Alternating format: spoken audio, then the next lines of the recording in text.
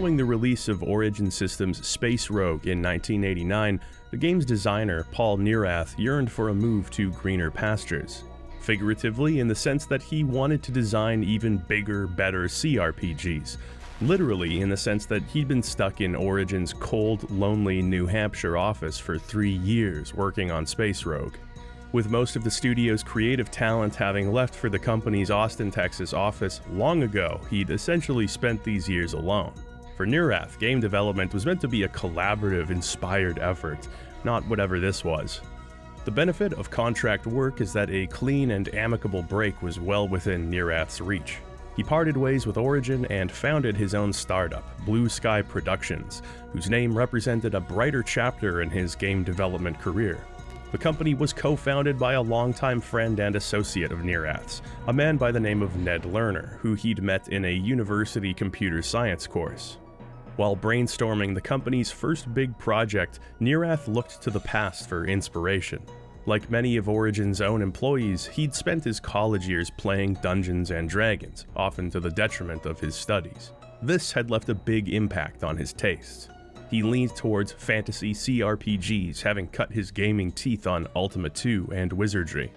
It was the more contemporary dungeon crawlers, though, that really seemed to be blazing a trail. The dungeon crawler had been around for as long as the CRPG. In fact, for many years there was no distinction between the two. As far back as Akalabeth, Richard Garriott had been implementing dungeons. Displayed from a first-person view, these dungeons would utilize a mock 3D perspective to place the player directly in the shoes of their character. Ultima's initial dungeon-focused gameplay was gradually dropped in favor of exploration, dialogue, and adventuring across an overworld. The dungeon crawler, however, would go on to be refined by many other developers. One of the more significant advancements in this genre had been the implementation of real-time gameplay. Rather than operating on a tick-based system where characters and enemies would take turns in combat and movement, games like Westwood Studios' Eye of the Beholder would allow the player characters and enemies alike to act independently. If you wished to turn around and walk away from a difficult encounter, you could do that, but there was no guarantee that the enemy wouldn't be stalking you through the halls as you caught your breath. Real-time gameplay was a major step forward in realism and immersion. Not even Ultima had implemented such a system. FTL Games' 1987 hit Dungeon Master had been instrumental in pioneering a new frontier for dungeon crawlers. On top of its real-time gameplay, Dungeon Master also featured a mouse-driven interface that fundamentally changed the ways in which players would interact with the game's environments. The system was a milestone in the genre. It spurred the development of many games featuring highly interactive worlds in which the player's freedom and intuitive mouse-based control systems were prioritized. Space Rogue had featured real-time polygonal 3D graphics, an impressive and uncommon sight in video games at the time. Neurath's concept for the game was, to put it in a word, immersion. Can we trick the player's brain into believing that they're partaking in an actual space battle? Will you feel the adrenaline, the fear of failure as you man the controls? The problem with this in the case of Space Rogue was that the game featured multiple different modes of play. You would move from menus to Ultima-style top-down sections to first-person flight simulation. It was broken into pieces without much cohesion. After graduating, Lerner had founded his own company, Lerner Research, whose goal was to advance the development of 3D in computing.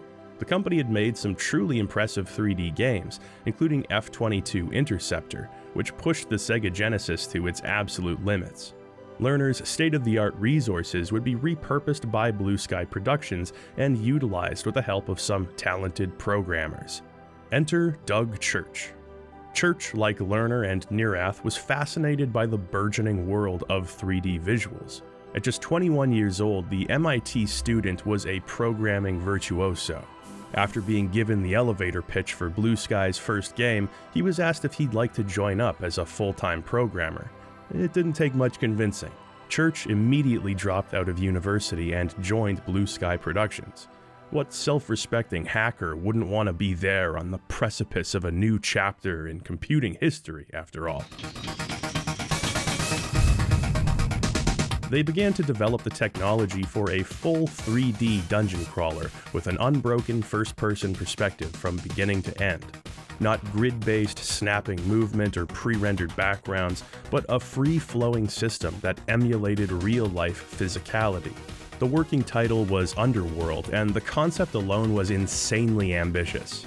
Player freedom on the level that Neurath was suggesting was heretofore unseen in video games, never mind in 3D. Even getting Space Rogue to run properly was the result of tremendous effort and many late nights at the office. Underworld would be no different. Neurath now had a team of employees working under him at Blue Sky. After several months of tireless effort, and thanks to their programmers' prodigious talents, the team developed a tech demo. The technology was impressive, but the prototype struggled to run at a playable frame rate, often dipping below 10 frames per second. It was only with the arrival of Intel's i486 processors that the concept of Underworld became anything more than a pipe dream. The 486 was a huge improvement over its predecessor, the 386, which had become the industry standard. That extra computation speed would make all the difference. Still, despite spending months shopping around for publishers, nobody seemed to be all that interested in Underworld. This included Electronic Arts, who otherwise seemed to be a natural fit for the project. Still without a publisher, the game was shown off at the 1990 Summer Consumer Electronics Show, where it caught the eye of Richard Garriott and Warren Spector of Origin Systems. That's almost enough to make someone believe in fate. Warren Spector took a look at the choppy, unpolished Underworld demo and thought to himself, the world has just changed. Garriott suggested that Underworld be rebranded as an Ultima game. It was an obvious fit. Underworld was going to take place in a medieval fantasy universe, much like Ultima. Having the series boldly re-enter the dungeon-crawling space after a hiatus also made business sense. Neurath had some trepidation. He knew Richard Garriott well enough to know that any of his own creative decisions were going to be heavily scrutinized. Garriott would want the game to feel like Ultima, and only Garriott would really know what that meant. This would compromise some of that creative freedom that Neurath was looking forward to after his years at Origin. Still, the team at Blue Sky all decided that this would be the best thing for the company's future. Ultima Underworld was born. As Blue Sky was working on contract, the role of producer would need to fall on somebody from Origin. The role was initially given to Jeff Johannigman, who'd worked as producer on the Savage Empire. However, Jeff departed from Origin shortly after this assignment. As a result, there was an extended period of time where the game simply didn't have a producer, and that was a problem. The story outline that they'd developed, Spector recalled, was just bad, and it needed fixing. The young programmers at the company, such as Church, were largely hackers and hobbyists. This made them excellent at coming up with and developing interesting features, but it didn't make them good game developers. There was no shortage of cool ideas, but the studio was rudderless. Eventually, the vacant producer spot was given to a very enthusiastic Warren Spector, who'd practically been begging to work on the project from the moment it had begun. His expertise, wrought from previous Origin titles, was critical in recalibrating and focusing Blue Sky's energy. There was room to do cool things, but they also had to finish a game. The studio received an initial stipend of just $30,000 from Origin, which simply wasn't enough to pay for a company's worth of employees for multiple years. While the production of Underworld was happening, Blue Sky accepted a contract from Electronic Arts. They agreed to help develop the Sega Genesis version of John Madden Football 93. The financial windfall from this contract gave Blue Sky the wherewithal to fund Underworld's development, but it was not without its cost. It may be hard to believe, but for the bright-eyed programmers at Blue Sky, John Madden Football 93 was not a passion project. Employees were moved between departments, priorities were constantly shifted, and the Underworld team spent a lot of time coming to grips with their new 3D tools. The top-down organization of Origin was totally absent here, as Blue Sky's employees worked in chaos, chain of command be damned. This meant 80-hour work weeks for many staff members.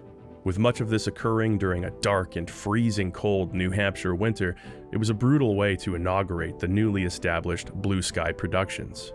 Spector was able to take the entropy of Underworld's development and somehow cut through the noise. He knew precisely what they were trying to do, and he believed in them and their goals. This also gave him a vantage point with which to see where they were going wrong, which was, well, a lot of places.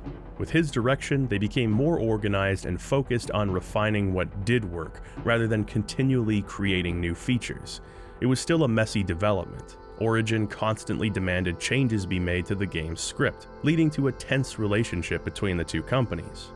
Underworld also missed its original release date by months, resulting in an unfortunately predictable extended period of crunch. Despite the universe's best efforts, Ultima Underworld was finished and released in March of 1992.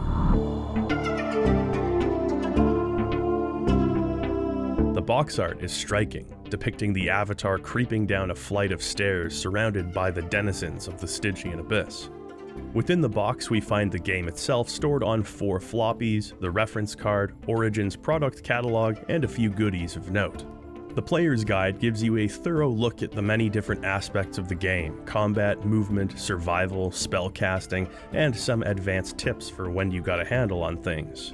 Included is a paper map detailing the first level of the Abyss itself, as well as a more general overview of its 8 levels.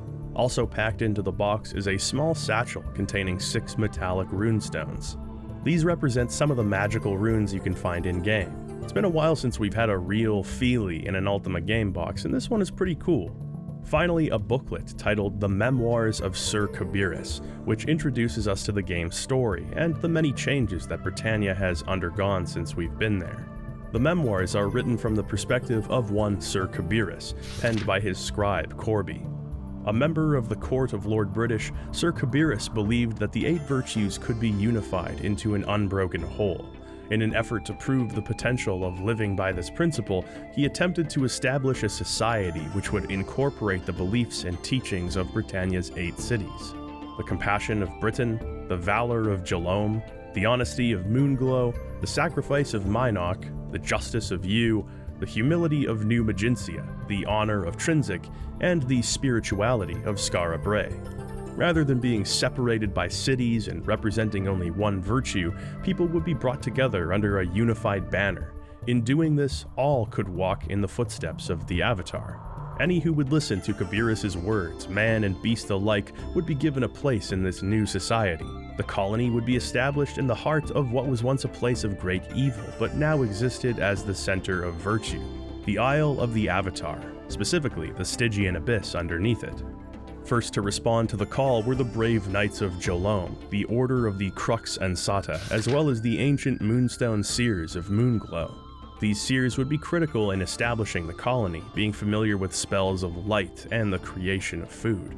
While these memoirs are penned in a tone of hopefulness, the writings abruptly stop before being resumed independently by Corby the scribe.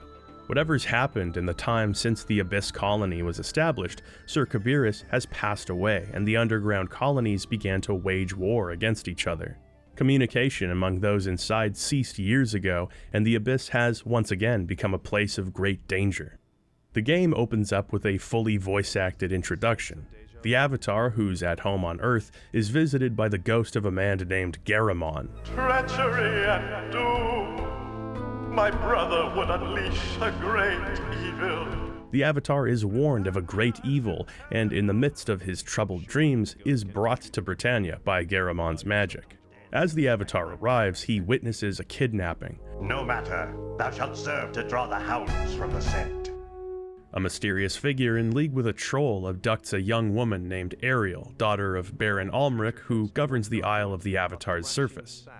The Avatar arrives just in time to be blamed for the kidnapping and is brought before Almric as a prisoner. Drop to Bill out to an accomplice, all right, ya? Well, he'll nigh escape us, and when we bring him back, he'll both hang. Hey, I just said it was fully voice acted. I didn't say that the voice acting was good. I posted guards at Ariel's door, but still you took her from me. They say thou didst drop her to a troll waiting below. What sayest thou? Richard, I am begging you, please stop lending your voice talent to these games. The Avatar informs Almric of his identity, but the Baron doesn't believe him. None here can survive the Stygian Abyss and rescue Ariel. Did Richard Garriott just mispronounce the word Stygian? He's the one who named the damn place. The Avatar is brought to the mouth of the Abyss. If he is indeed the Avatar, then rescuing Ariel and bringing her back shouldn't be a problem. If he isn't, then being cast into the abyss will be punishment enough. Some people have commented on how goofy it is that Almeric wouldn't give the Avatar any weapons or equipment. After all, he wants his daughter saved, right?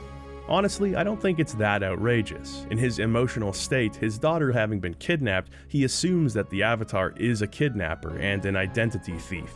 It's been ages since anyone has seen the Avatar. There's no reason to believe this random homeless guy in his daughter's bedroom is telling the truth. Besides, humility is one of the 8 virtues. If the Avatar is, in fact, a master of virtue, then whether he's decked out in magical armor or in tattered rags, his victory should be assured. It's a win-win for Baron Almeric. Well, other than his daughter being kidnapped, I guess that's a lose. Character creation here is arguably the most involved it's ever been. You're told to select one of 8 classes, each with their own attributes, as well as different utility skills and weapon skills they can specialize in. It promises quite a complex adventure compared to recent Ultima games. You don't even have to answer a series of virtue-related questions to generate your character, which is a feature I don't think has belonged in the series for a very long time. At last, we're dropped into the Stygian Abyss, where the game begins. For a PC gamer in 1992, booting up Ultima Underworld for the first time would have been a surreal experience. There was nothing like this on the market. The manual dedicates pages upon pages to just explaining the concept of 3D movement simply because the developers knew that this would have been a totally foreign concept to gamers. So much so that the game actually features a novice mode which locks you to a grid and only allows you to face in cardinal directions, like dungeon crawlers of the time.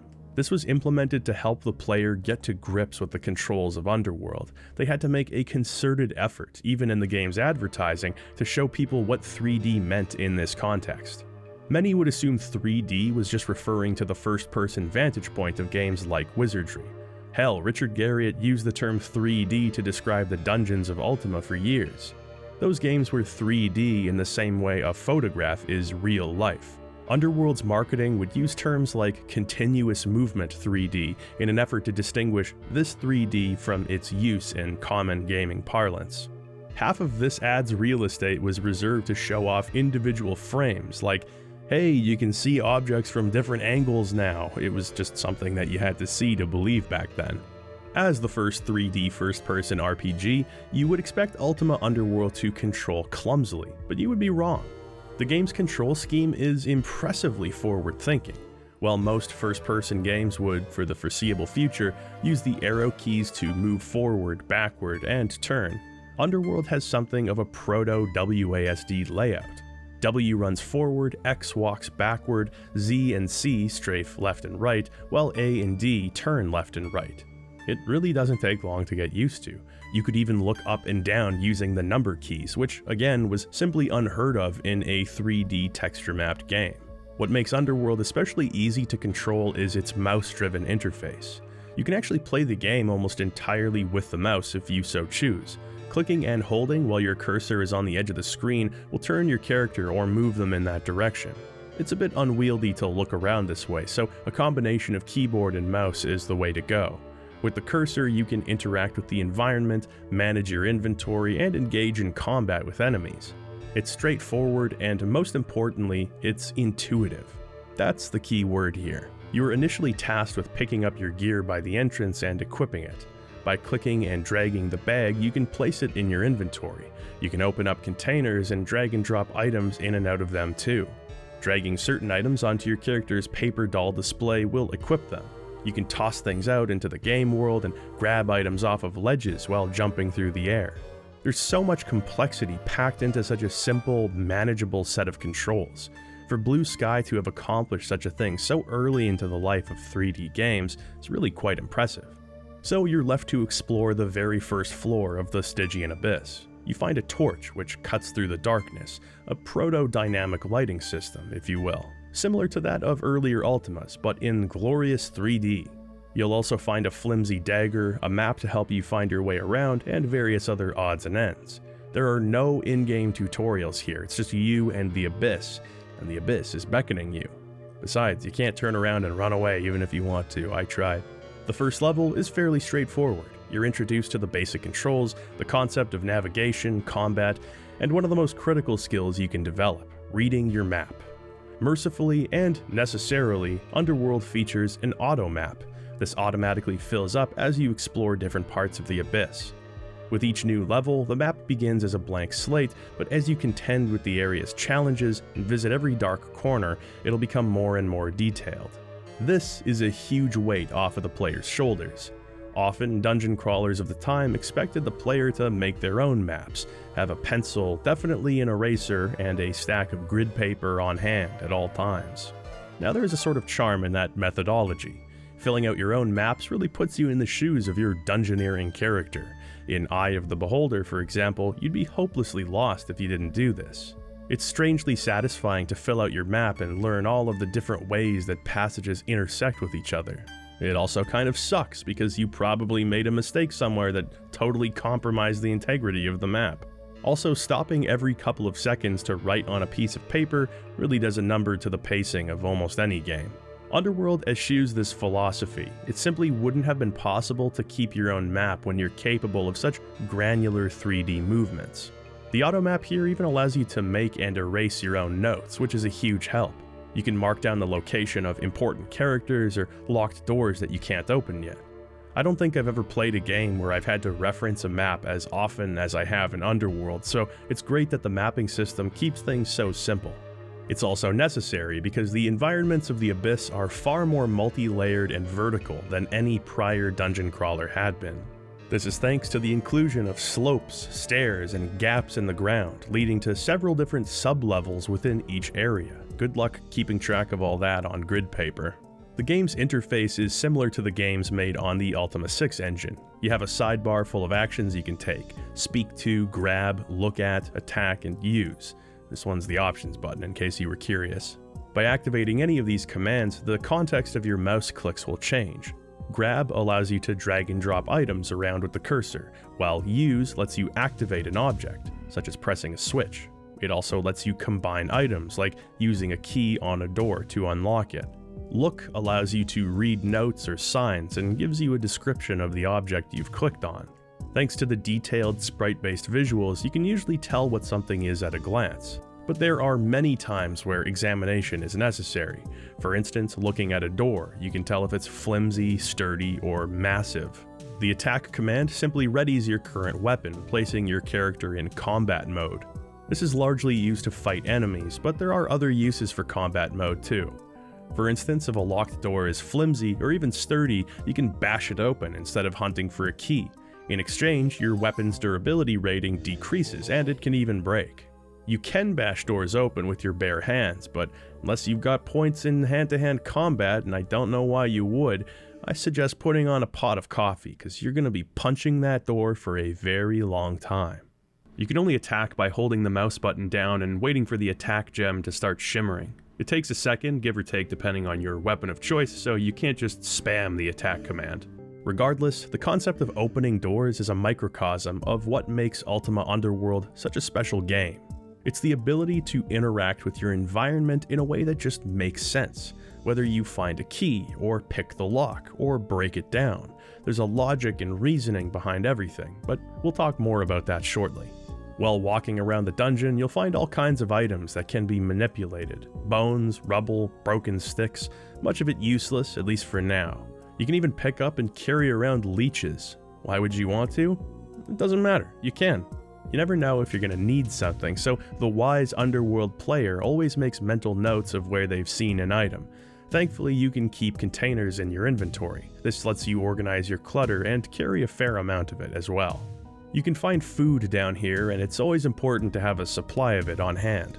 Your character will gradually become hungry and tired, at which point you'll have to stop and rest, provided you have a bedroll. Resting is one of precious few ways to regenerate your health and mana. The only way that a rest will be effective is when you don't rest near enemies and your belly is full. If your character hears creatures moving around or they're hungry, your sleep will be less restful, resulting in little if any recovery. Not all food is created equal though. It can gradually spoil over time, becoming less tasty and less effective at filling you up. You can find it in storerooms, as an item for trade. You can even make a fishing rod and catch yourself dinner at any body of water. Resting is an important part of Underworld. From a story perspective, because the Ghost of Garamond will contact the Avatar while he sleeps. He'll offer us fragmented comments about our progress and the story, giving the player some urgency to keep moving. Despite that urgency, there's no time limit to complete the game, so you can rest as much as needed. From a gameplay point of view, resting is also necessary. Healing potions are quite rare, and healing spells are only available to casters. Mana potions are even more rare, making resting the only viable way to recover magic power. Speaking of magic, the ability to cast spells constitutes a major difference between classes. Some are proficient in it, some can dabble, and others are altogether restricted without some major skill investments on the player's part. In order to cast spells, the player must first find the necessary runes to do so. In the back of the game manual, you'll find a list of spells that can be cast and their associated runes. Runes are found somewhat infrequently. Occasionally, they'll just be lying around, usually in dangerous or hidden areas of a dungeon level. Other times, you'll receive runes as a quest reward. Common runes can be found multiple times, while more powerful runes can only be found once. But once you have them for good. No matter what class you play, it's important to be thorough, but that's especially true if you're playing as a mage. Once you have the right runes, you can arrange them in a sequence on the magic menu. Provided you meet the spellcasting skill requirement and have enough mana, you'll be able to cast the spell by clicking here in the play window. Some of the lower level spells will act as a light source, heal minor wounds, or create food, many of which can save your ass depending on what class you play.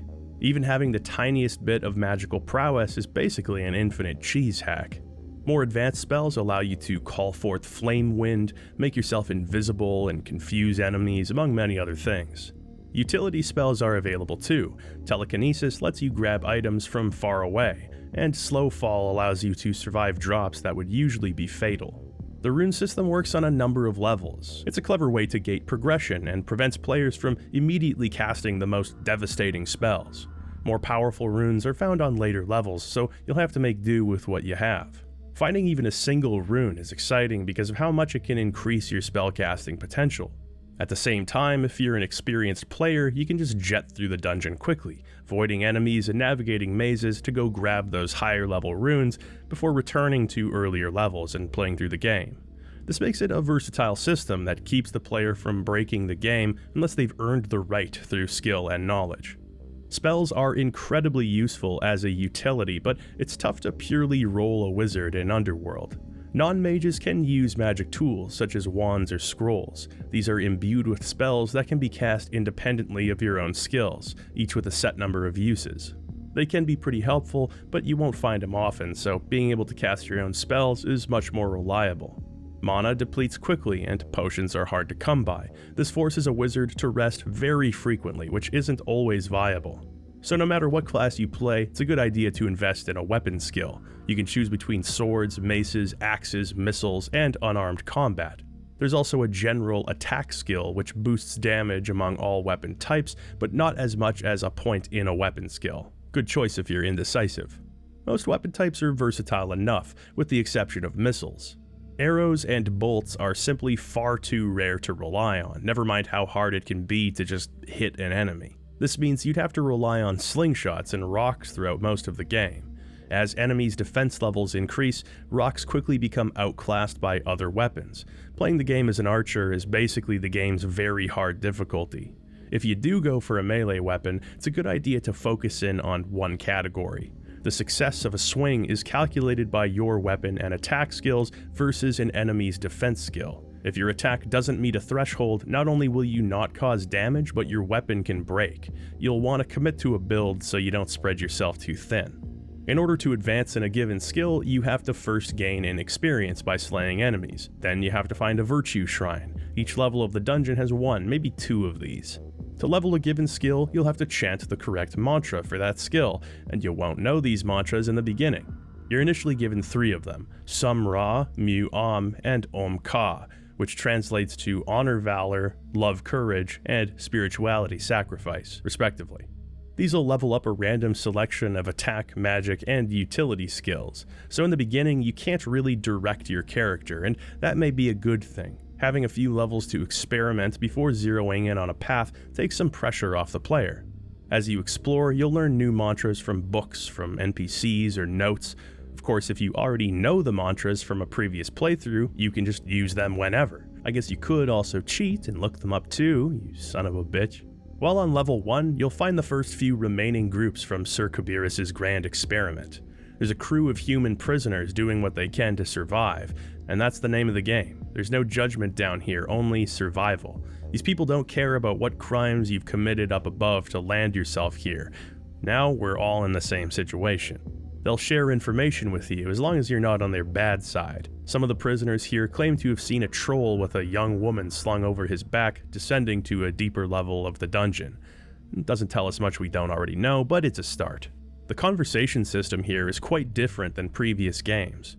When talking to an NPC, the game window transitions to a conversation screen. Underworld doesn't feature the typed keyword-based system introduced in Ultima 4. Rather, it's a traditional conversation tree, at least traditional by modern standards. You're spoken to and then given a set of dialogue options to choose from. Certain choices will lead to different conversation options and outcomes.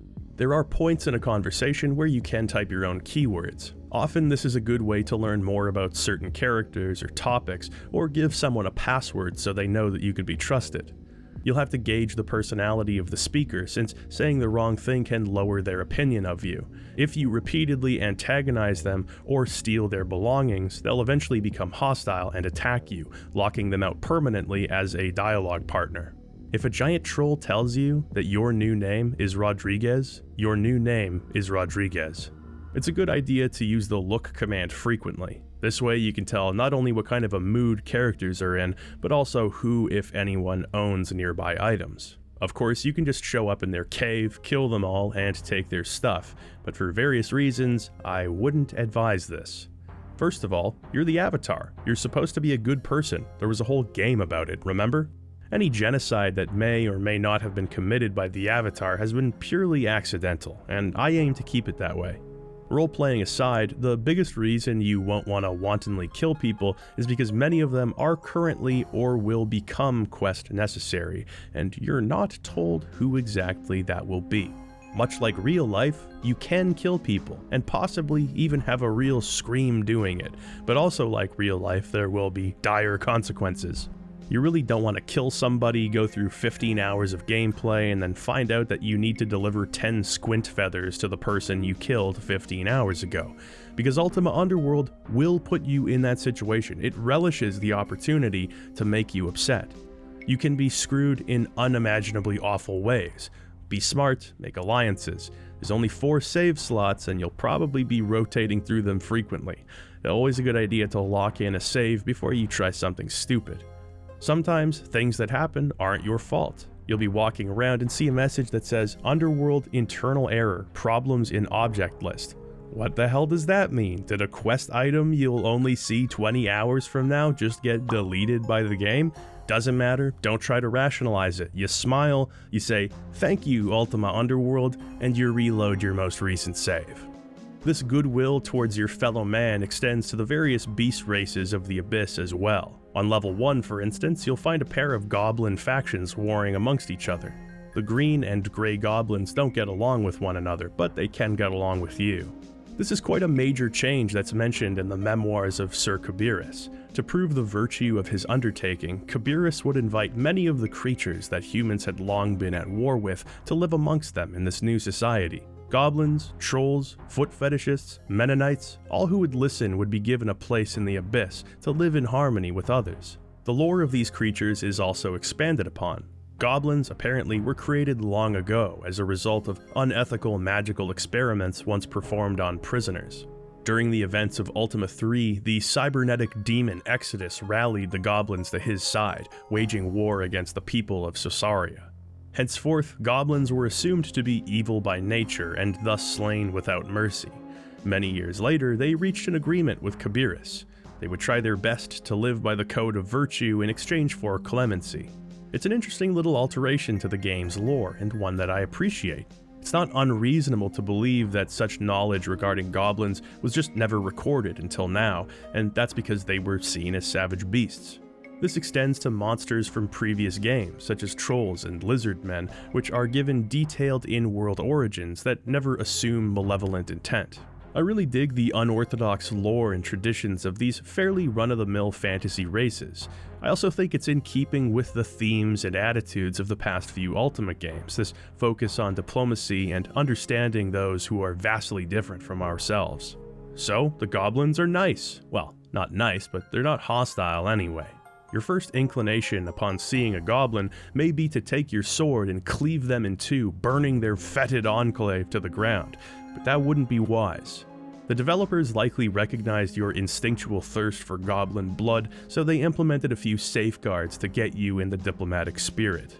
The first thing is that in order to enter the goblin enclave, you have to speak to a gatekeeper through a portcullis.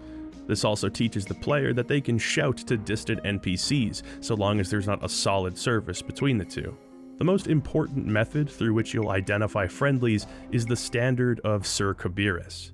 These flags are hung by the entryway of all friendly areas in the game, so if you encounter an NPC in the vicinity of this banner, you can rest assured that they aren't trying to kill you. I'm not joking when I say it can sometimes be hard to tell. It won't take too long to get a grip on things. The first level, despite how intimidating it can be, is actually fairly easy to explore. Underworld features an entirely non-linear quest structure, not unlike some previous Ultima games. Your initial goal is to find Ariel, which takes you deeper into the dungeon. From there, you'll come across all manner of quests and pressing tasks waiting for you. As the monsters become more difficult and the quests become more complex, your options begin to open up.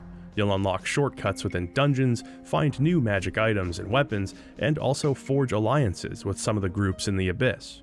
Helping people out is worthwhile, even when it's not pertinent to the central plot. There's a lot of interesting side characters with their own worthwhile little stories, and the rewards for helping them out can be pretty nice. There are multiple stairways down to each floor, and even some secret ways that can be helpful. Once upon a time, there was a massive centralized stairway down called the Grand Staircase, but it's long since caved in.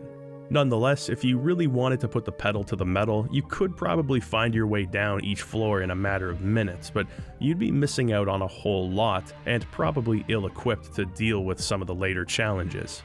Enemies in the Abyss are plentiful. After the death of Sir Kabiris, on top of clans drifting apart from each other, an evil presence began creeping back into the underworld. Goblins, mongbats, lurkers, gazers, and many other frightening creatures now await us within. The first-person real-time combat of Underworld was, again, unlike any other dungeon crawler of its time. While the combat featured in most games would either be action-packed and reflex-heavy, or slow-moving and stat-based, Underworld marries these two philosophies in a way that probably doesn't seem all that amazing nowadays. That would be a result of the precedent that Underworld itself set, one that would be followed by so many RPGs. At the time, it was novel. When you're ready to fight, you can engage the enemy by clicking on the combat button or your weapon on the paper doll. You can swing your weapon in one of three directions based on where your cursor is located when you left-click. All weapons have a number of characteristics: their primary damage type, slash, bash, or stab, as well as their durability and attack speed. Heavier weapons are typically more durable and deal more damage, but are slower to compensate. In the beginning, it's mostly rats and slugs you'll fight, and they're not much of a challenge.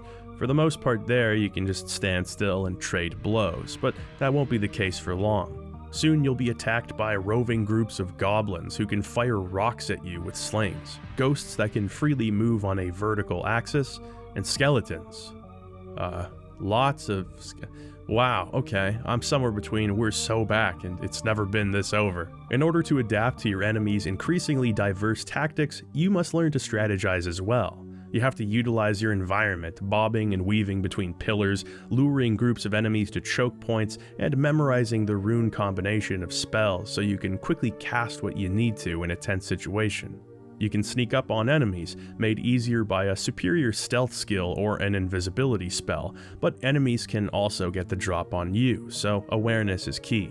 It's also important to get a sense of enemy timing, getting close and baiting them into attacking. This puts you at risk, especially with some of the more erratic flying enemies, but also leaves your foes exposed and ripe for a sword to the gut. Creating artificial intelligence within a true 3D space was just one of the many challenges the programmers of Blue Sky had to contend with. What they ultimately produced works quite well. Enemies pursue the player, but not with an unreasonable determination. Eventually they'll give up the chase, but they're capable of some pretty advanced pathfinding, so it's not wise to rest on your laurels. The combat gradually becomes a sort of dance. You'll be moving back and forth, dexterously manning both a keyboard and a mouse, developing a rhythm for each enemy type. You do have an opportunity to overcome higher level enemies, but it takes a lot of effort. The fact that you can simply turn around and run away from most enemies, sneak past them, or muddle their minds with a spell of confusion, it's all a testament to the player's freedom of expression offered in Ultima Underworld. Seemingly impenetrable blockades can be overcome in myriad ways.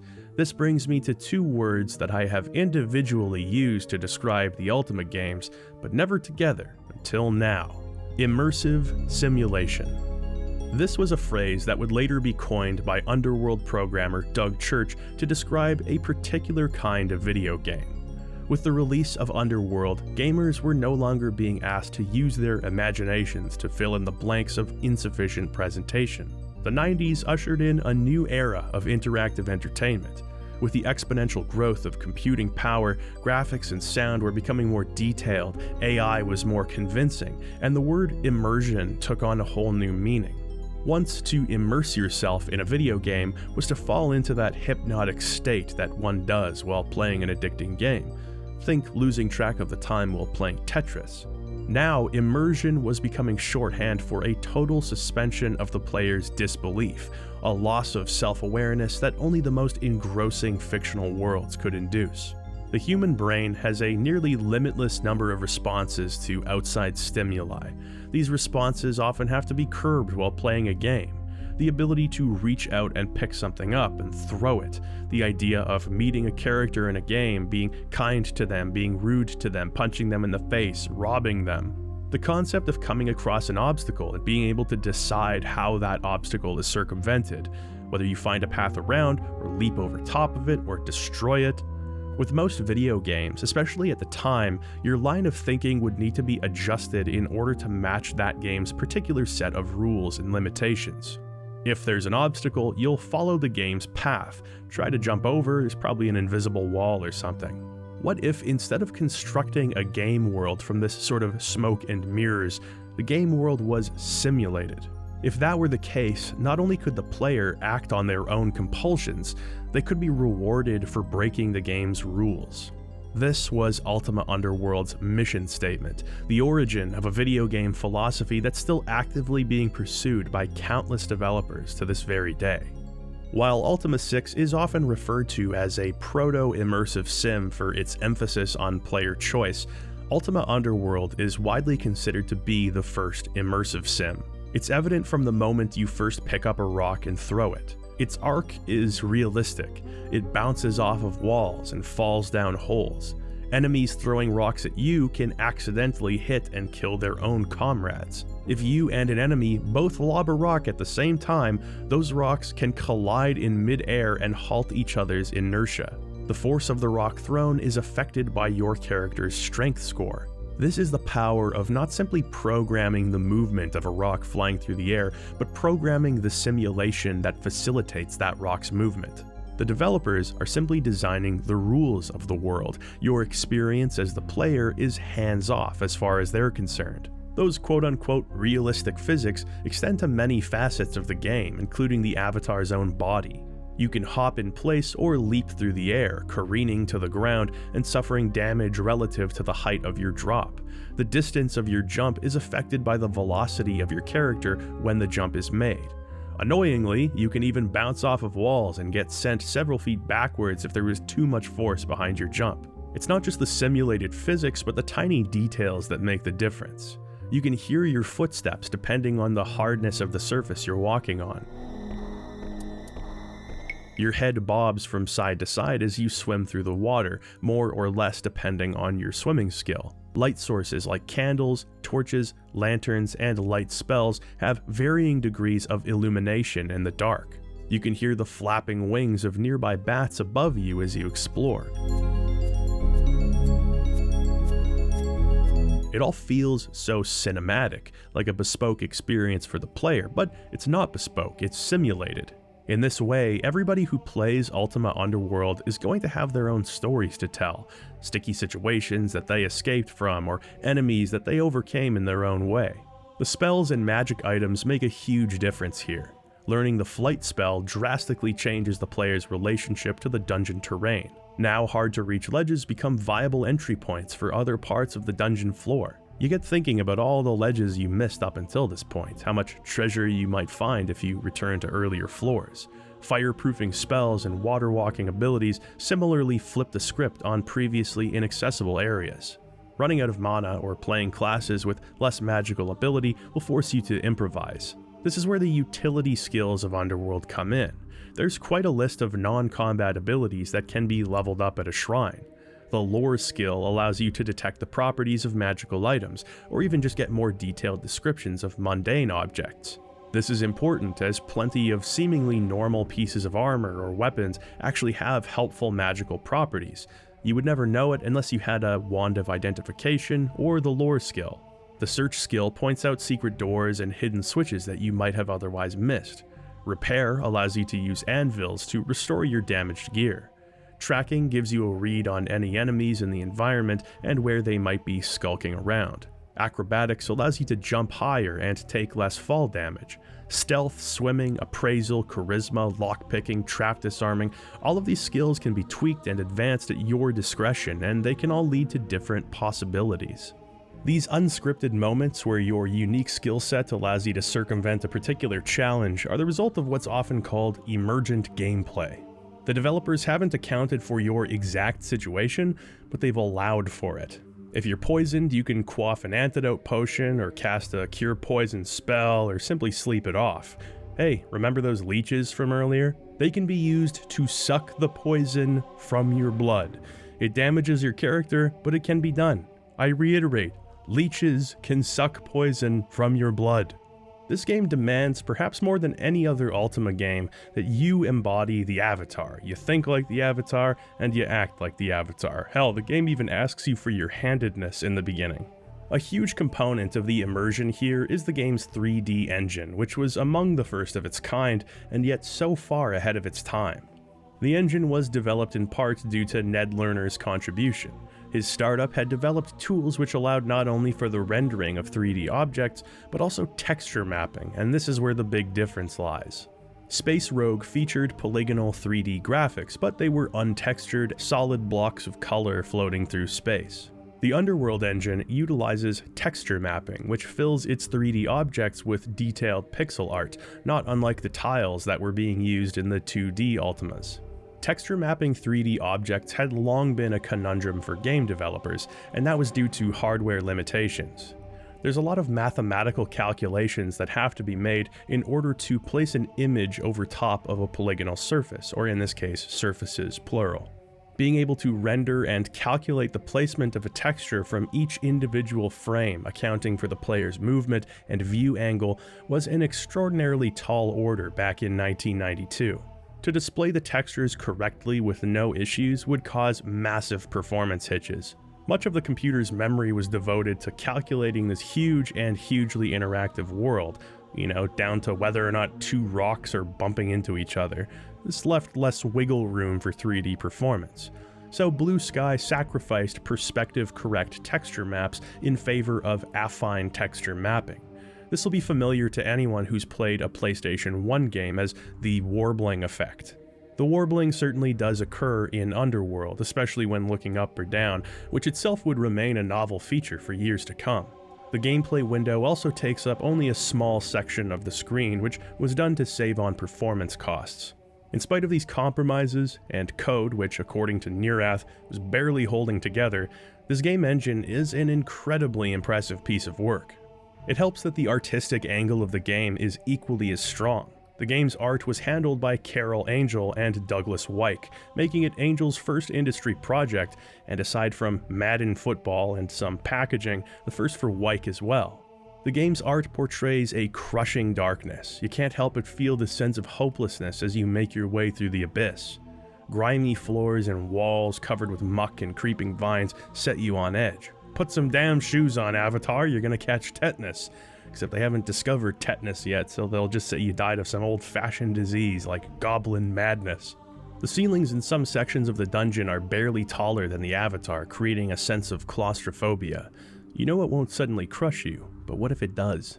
Other areas are so vast, with tall ceilings and interiors that stretch out far into the gloom, that you'll just have no idea of what to expect. It's a very moody game, a grim and isolating experience that feels wholly different than the Britannia we've come to know. The limited draw distance is well utilized to restrict your view and reinforce that subterranean mood. To the average Ultima fan, this could be off-putting. The idea that we're spending not just an extended period of time, but the entire game underground in some dank, sunless prison. Where's the scenery? Where's the joviality? Well, it's hard to come by, but not totally absent. The Abyss Dwellers have managed to carve out little safe havens that come to feel cozy in contrast with what's outside. There's still hope and civility to be found here, but it's in short supply. It can be difficult to landmark your environment when so much of it is just cave passages and brick walls, but Underworld actually circumvents the worst trappings of the dungeon crawler. Major areas of each floor are cleverly distinguished through the use of unique textures. As mentioned, there's always the standard of Sir Cabirus, but it goes beyond that. The Grey Goblin settlement on level 1 is encased in peeling stucco, while the human settlement's floors are made from marble tiles. From a design standpoint, it's a simple but effective way of helping to designate important locations. From a technical standpoint, it's all the more impressive when you consider that Underworld was probably the first 3D game to bother displaying textured floors and ceilings at all. Despite the through line of dark dungeon flavor within the Stygian Abyss, each floor has a unique atmosphere. After spending a long enough period of time down here, you'll be able to identify which floor you're on at a glance. This is largely thanks to the designs of the levels themselves and the architecture within them. Most of the clutter you find on any given level will be 2D and sprite-based, ever facing the player. This includes campfires, projectiles, even NPCs, although they can walk around, which changes the angle you see them from. The chunky, heavily outlined sprites do a good job of standing out in the dungeon. You'll never mistake an item for a non-interactive element in this environment, and that is important. As an inevitability, the crisp pixel art is somewhat distorted in the 3D environment, depending on where you're looking at it. The user interface, on the other hand, always looks great. The paper doll equipment interface is just as clear and intuitive as ever, and it's cool being able to always see your character. In first-person games, you often can't appreciate how badass your guy looks. I like being able to admire my character's stupid hat whenever I want to. The serpentine dragons coiling around the gameplay frame are an excellent touch too. I love the way they occasionally twitch and flick their tails. All of the little details are just on point. A slab that the compass sits atop, vampire bat staring the player down, the health and mana vials. Yanking this pull chain on the inventory screen will rotate it over to a stat view, which is a nice efficient use of the UI. It also means that there's no pausing, adding to that sense of realism. Anything you want to do, from chugging a potion to checking your attributes, has to be done in real time. Certain objects, such as shrines, are also impressively modeled in 3D. There are a few standout sections that do a nice job of showing off the engine's capabilities. The monsters of the Underworld look suitably intimidating too. Most creatures have multiple frames of animation, and some, such as the Ghost, even utilize transparency. Up until this point, we never had such a detailed look at our foes. The early Ultima games simply lacked in graphical detail, and in the Ultima 6 engine, enemies are projected from a top-down view. Facing off against golems or giant spiders and seeing them approach you or scare the shit out of you adds a totally new dynamic to the game, up close and personal. The encounters feel intense because of these larger, more detailed enemies shown from a frontal view. The sprites and character portraits used also do a good job of utilizing limited space. Items are relatively small but translate well to both menu icons and in-world instances of objects. Despite the game taking place entirely in an underground dungeon, there's an impressive variety of textures used on walls and floors, giving the areas within each level a distinctive look and vibe. The addition of vines creeping on walls, stalactites dangling from ceilings, and small details marking the environment, such as windows which can even be looked through, go a long way in selling the authenticity of the Underworld. Much of the visuals are still identifiably Ultima, but it feels like a much darker fantasy than how Ultima is typically portrayed. I think it's a great excursion for the series, especially following the World spin-offs, which were almost a little too bright and cheerful. The Stygian Abyss is a reminder that the world of Britannia, for all of its virtue, can be a violent and cruel place for those on the wrong side of the Codex. Helping to shoulder this moodiness is the game's soundtrack, which is short but very sweet. The music tracks that play while you wander the labyrinth are suitably dark, but also give off a sense of mystery and intrigue. This is a grim place to be, but within it, some hope can be found and perhaps mysteries of ages past. The track Maps and Legends plays every time you speak with another person. The militaristic snare drum drives home this sense of having found order in the chaos of the underworld. The dark, pensive melody of the track is a reminder that nobody is down here to make friends.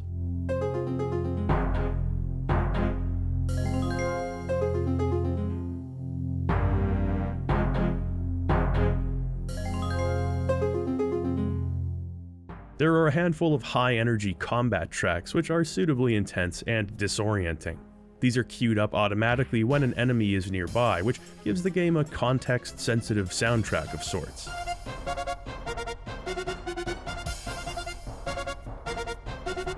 This soundtrack, composed by Dave Govett and George Sanger, better known as the Fat Man, is terrific and made even better with a Roland synthesizer. The only issue I have is that there's just not enough of it. You spend so much time down here in the dungeons, hearing only a small handful of tracks can be repetitive. That's when you throw on some Judas Priest for a little bit. I swear, no matter what you're doing, the lyrics will fit the situation. It's weird.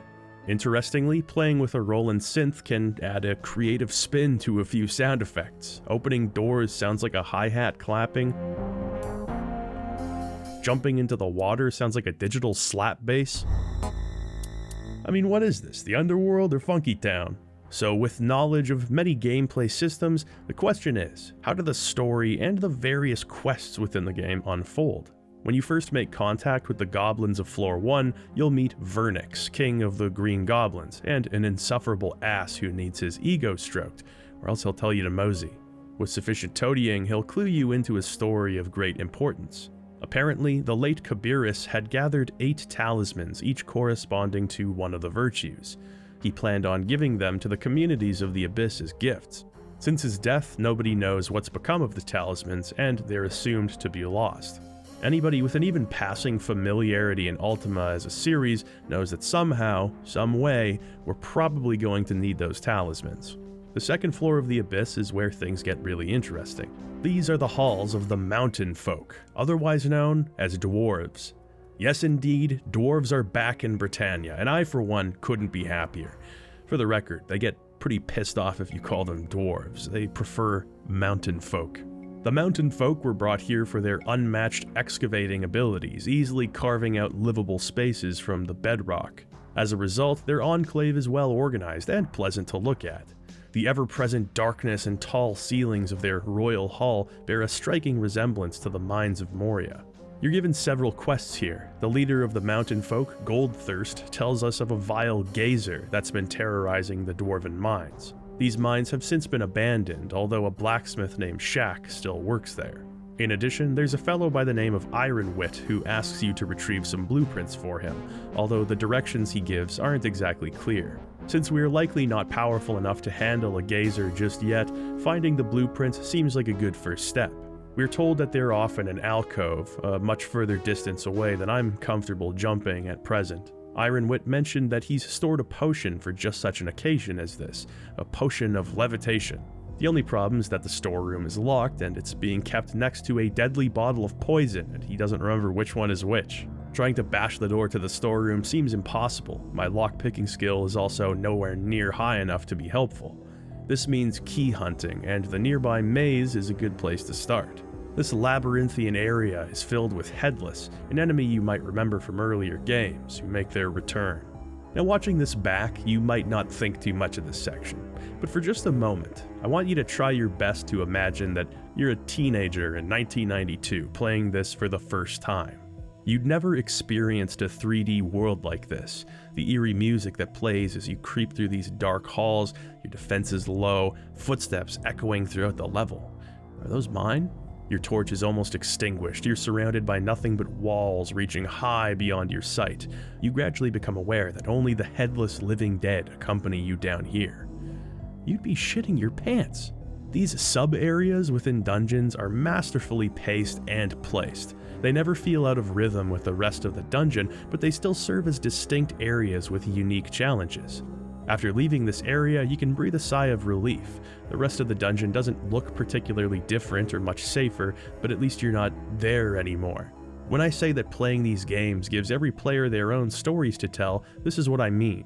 Like a game of D&D, you'll never forget about the time you ventured through the headless maze, got lost in the dark, nearly became a headless yourself. Also, like a D&D story, most people probably won't find it that interesting, but hey, it's a feather in your cap and you'll never forget the experience.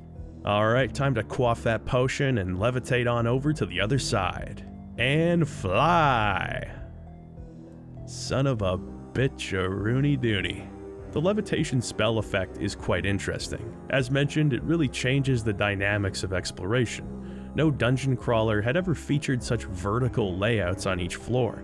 The way that slopes and passages wind amongst each other creates a lot of depth beyond the simple X and Y axis that a player would be used to.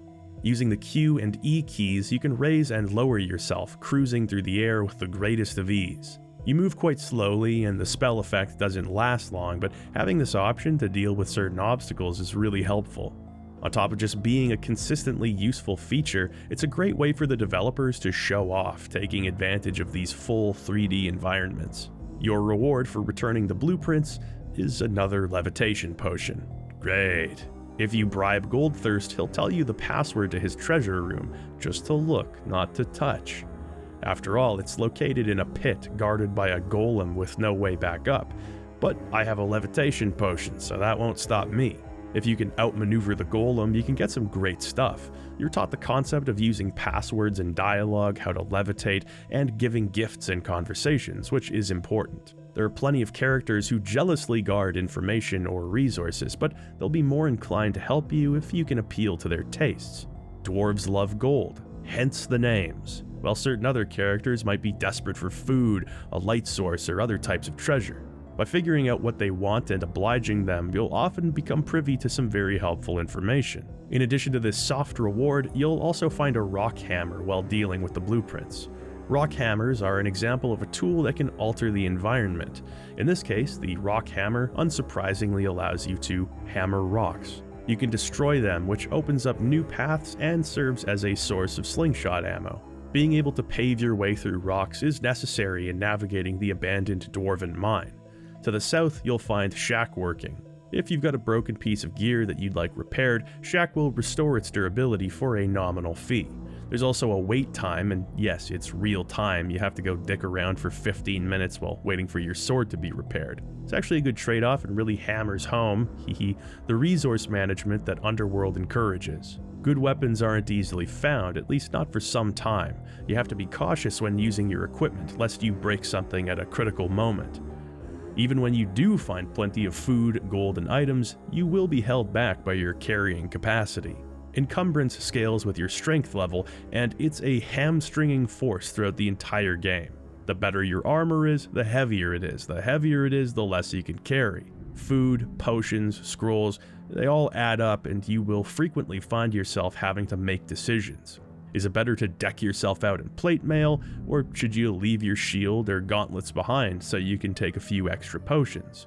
Gold coins are especially insidious when it comes to weight. Just a small handful can make a big difference. Your capacity is affected by your character's strength, so warriors have a notable advantage here. Playing a mage, you won't be able to wear much armor, making magical buffs more important.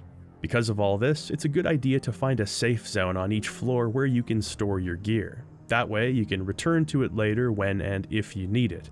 This is possible because your item placements in the game are persistent. If you kill an enemy and search their body, that loot will spill out onto the ground where it will remain for the duration of the game. If you toss your gear onto the floor, you can rest assured that it'll be in the exact same place when you come back. Unless, of course, you see the old Underworld internal error problems in object list message, in which case resting assuredly would be about as far from your current emotional state as possible. Regardless of the odd bug, you'll be dropping stuff off frequently, so it's a big point in the game's favor that your errant items aren't wiped from memory the second you change floors. It's also important that this doesn't happen. Much like the killing of NPCs, the game gives you the freedom to drop absolutely game-necessary items wherever you want. The easy solution? Don't drop game-necessary items. The thing is, you don't always know what's considered game-necessary. I was carrying around a recipe for rotworm stew that I'd learned from the goblins on level 1. I figured it was just something that I could do to create food, so I wrote it down in my physical notebook and tossed the recipe somewhere. You need that recipe, and I don't mean you need to know it, I mean you need the item itself. I can't tell you how panicked I was scouring each and every level looking for this recipe. I'd made so much progress. If I had to start a new game over this, I would have been flushing many hours of gameplay down the toilet. I checked every nook and cranny, examining notes that I had tossed and scrolls that I'd come across. At long last, after much searching, I breathed a biblical sigh of relief. I found the recipe. In that moment, I learned one of many lessons that Ultima Underworld would go on to teach me. One man's junk is that same man's salvation when he later realizes that it wasn't junk.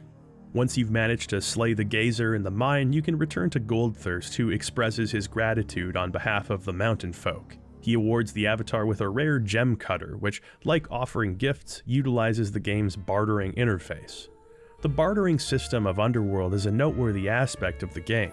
The circumstances of the Abyss's collapse have resulted in a trading system in which gold is only one small facet. Mostly, you'll be trading goods for other goods. During a conversation, you'll often have the option of choosing to barter. Sometimes this depends on your reputation with a given person.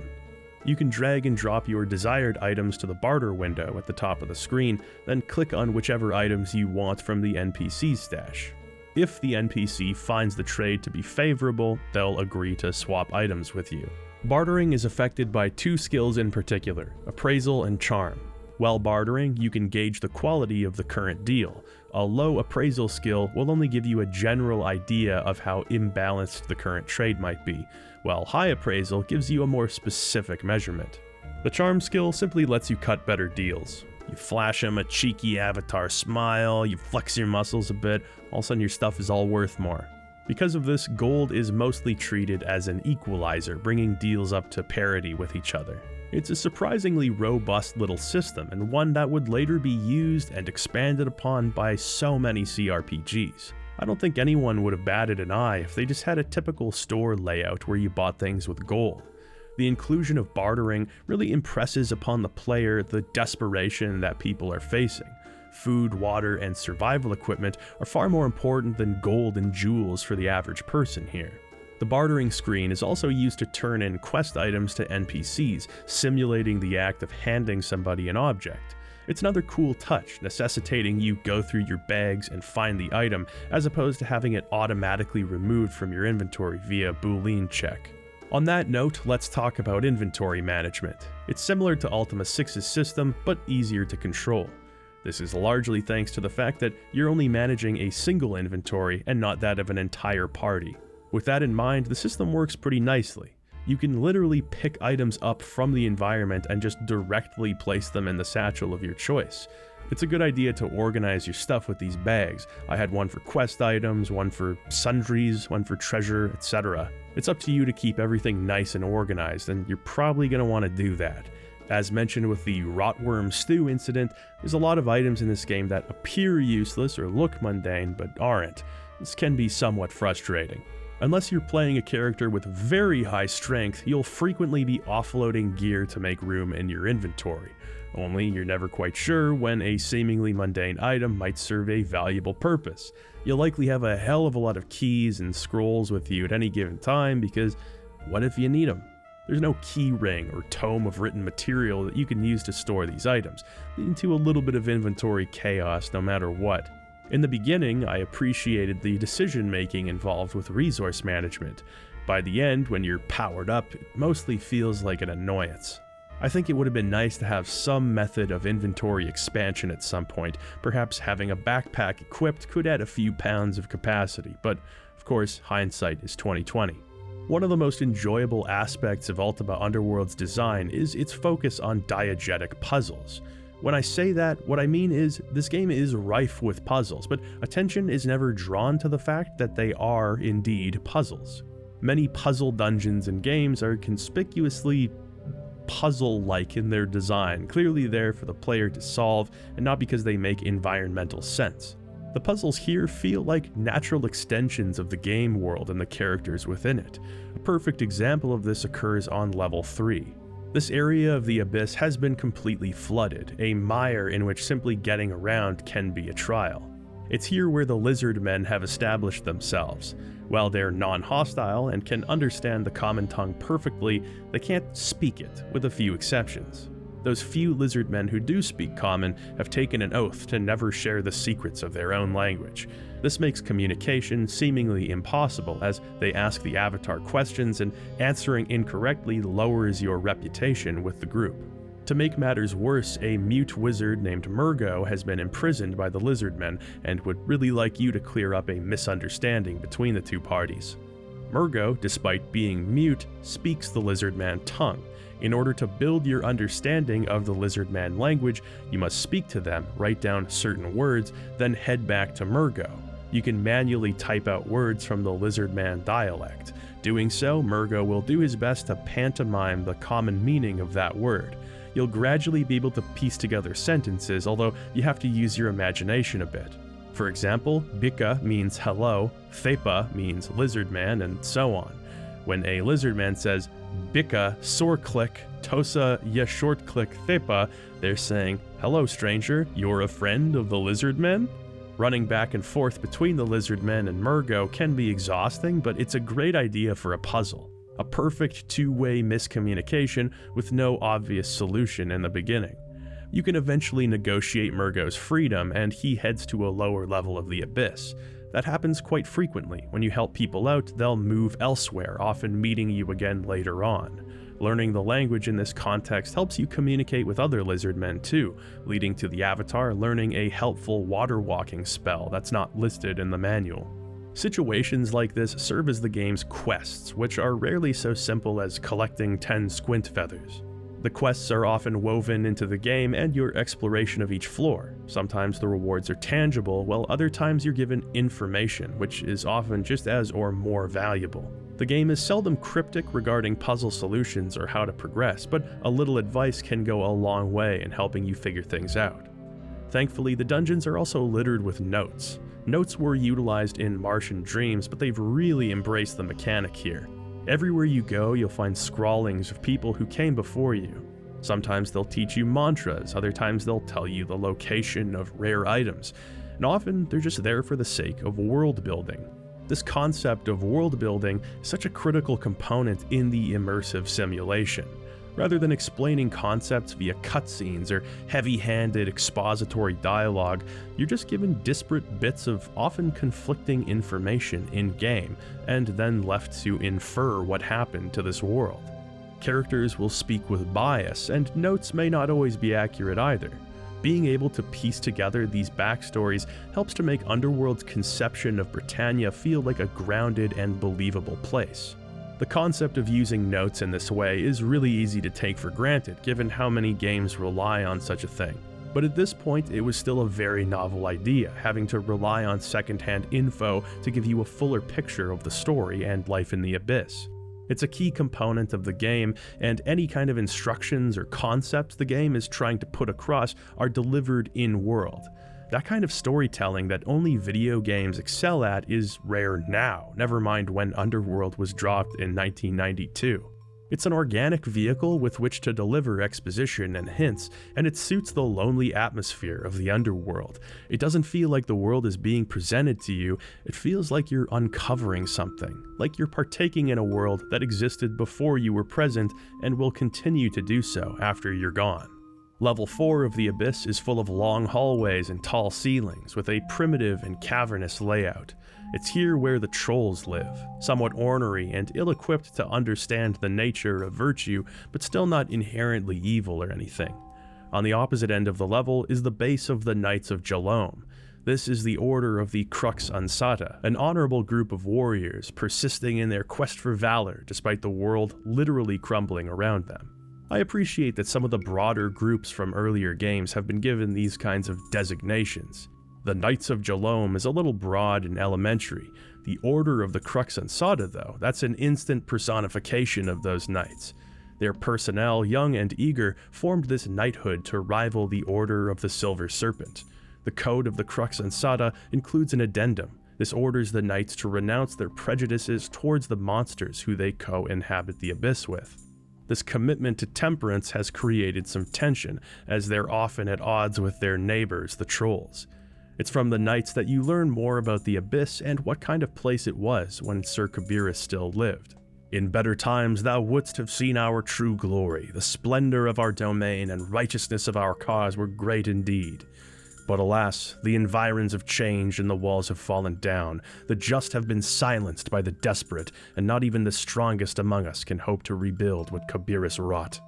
Look, I'm really sorry to hear that, really, I am. But maybe you guys shouldn't have established your new digs in a place that is literally called the Stygian Abyss. The importance of the Talismans is reinforced here, and the knights even allow you to join them, though it isn't mandatory. What follows is a sort of prototypical faction questline. You're given a number of different missions to prove your mettle and are rewarded with both a title as well as access to the knight's armory. It feels substantial enough to be a chunk of the main quest, but it's entirely optional and very much worth doing. Whether you join them or not, you'll be asked to help the Order slay a Chaos Knight named Roderick. He was once a member of the Crux Ansata, but perhaps due to the nature of the Abyss itself, he's been corrupted by darkness. We speak to the last man who attempted to fight Roderick, a grievously wounded man named Biden, who was struck down by Roderick. The Chaos Knight has assumed control of the old banquet hall, and what follows is a battle of attrition. Roderick has got plenty of health, high defenses, and many of the dungeon's creatures show up to help him. Thankfully, I was wearing a ring of leaping that allowed me to escape and cast a few healing spells in the nick of time. Death is an interesting matter in Underworld. In the beginning, when you die, you simply reload a save, as you would any other CRPG. Not long after starting, though, you'll find the Tree of a Silver Seed. Interacting with it, the tree crumbles to dust, leaving only the seed behind. Anywhere you plant the seed, a tree will grow in its place. From that point on, if you die, you'll respawn at the Silver Tree.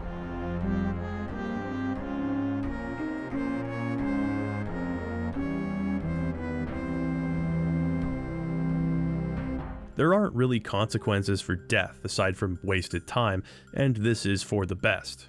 For one thing, this kind of game needs to push experimentation, and booting the player to the main menu every time they do something that doesn't work will only discourage them from playing with this new engine. Second of all, there are a few bullshit deaths in Ultima Underworld. Surprisingly few, but still not none. A lot of this is due to the game's first-person platforming sections, which, despite being an impressive feature, isn't the best part of the game. Your character's velocity is unpredictable, leading to many ill-fated jumps. Sometimes having high acrobatics is just a curse. It's like you're flying through an anti-gravity tunnel. Of course, you can't just save before every single jump, and I did, oh boy did I. But having the in-game failsafe in the form of a harmless respawn definitely helps. It also places some responsibility in the player's hands. If you plant the tree on level 1 and just forget about it, well, you'll respawn on level 1, even if you're close to the end of the game. Ideally, you want to explore each level, get your bearings, secure the exits and safe areas, then go back up and grab your silver seed and move to the next area, replanting it. You can play it risky if you want to, but you often have to backtrack to earlier floors anyway, so might as well just grab the seed while you're there. With Roderick defeated, we not only bring honor to the knights, but also find a key that opens up a lot of exploration on this floor. At this point, you'll be able to find a few of the 8 talismans. The standard of honor is given to you by the Order themselves as a thank you for slaying Roderick. The taper of sacrifice can be acquired from a mad outcast, trading food or torches to them. It's a pretty unassuming location for such an important item, which brings up questions regarding the importance of these relics. Are they truly imbued with the power of virtue? Would they have been enough to bind the groups together as Kabirus had hoped? Or are they just things? Things that have been lost and found and passed around like anything else in the abyss? Perhaps they are mystical. I mean, it did still end up in the Avatar's hands, didn't it? Certain items that don't have an apparent use for us can be used later to find important items. The dwarven gem cutter from Goldthirst, for instance, can be traded to a knight named Derek. As a thank you, he'll tell us how to find the Ring of Humility. Without this information, or the clue book, you'd never figure out how to find this ring on level 5. It's this level where shit starts getting real, and you know this is the case because there's lava here. They only wheel out the lava when they're trying to intimidate you. While we're here on level 5, I have to fess up to a mistake that I made. I'm not proud of it, but it must be said. I only hope that you don't follow in my footsteps. Level 5 is the first floor on which you'll start seeing ghouls. Ghouls are scary. They look scary, they act scary. I didn't recall seeing anything in the manual about ghouls. A ghoul attacked me, so I attacked back. That's the way things typically work with ghouls. Now I didn't think twice. When I saw a ghoul, I just started killing them. Poor unfortunate ghouls, I thought. I'm doing them a favor by killing them. Much later in the dungeon, I spoke to a wizard who told me to go talk to a ghoul. I have to say, hearing him say these words made me a little nervous. After consulting a guide, I realized that I had walked into an enclave of friendly ghouls and killed them all. What seemed at the time like self-defense was actually just me killing a group of friendly ghouls that were all just innocently standing around. The thing is this, these ghouls need to be alive. It's not optional, they must be consulted for the sake of completing the game. If you kill them, you're trapped in the underworld forever. I began to feel a pit of despair appear in my heart when this information was unfurled bit by bit. I could only really summarize it with the words, oh no, please, no, come on, no. I keep a steady rotation of saves. I'll save in slot 1, then slot 2, 3, 4 before restarting. It seemed like a good system at the time.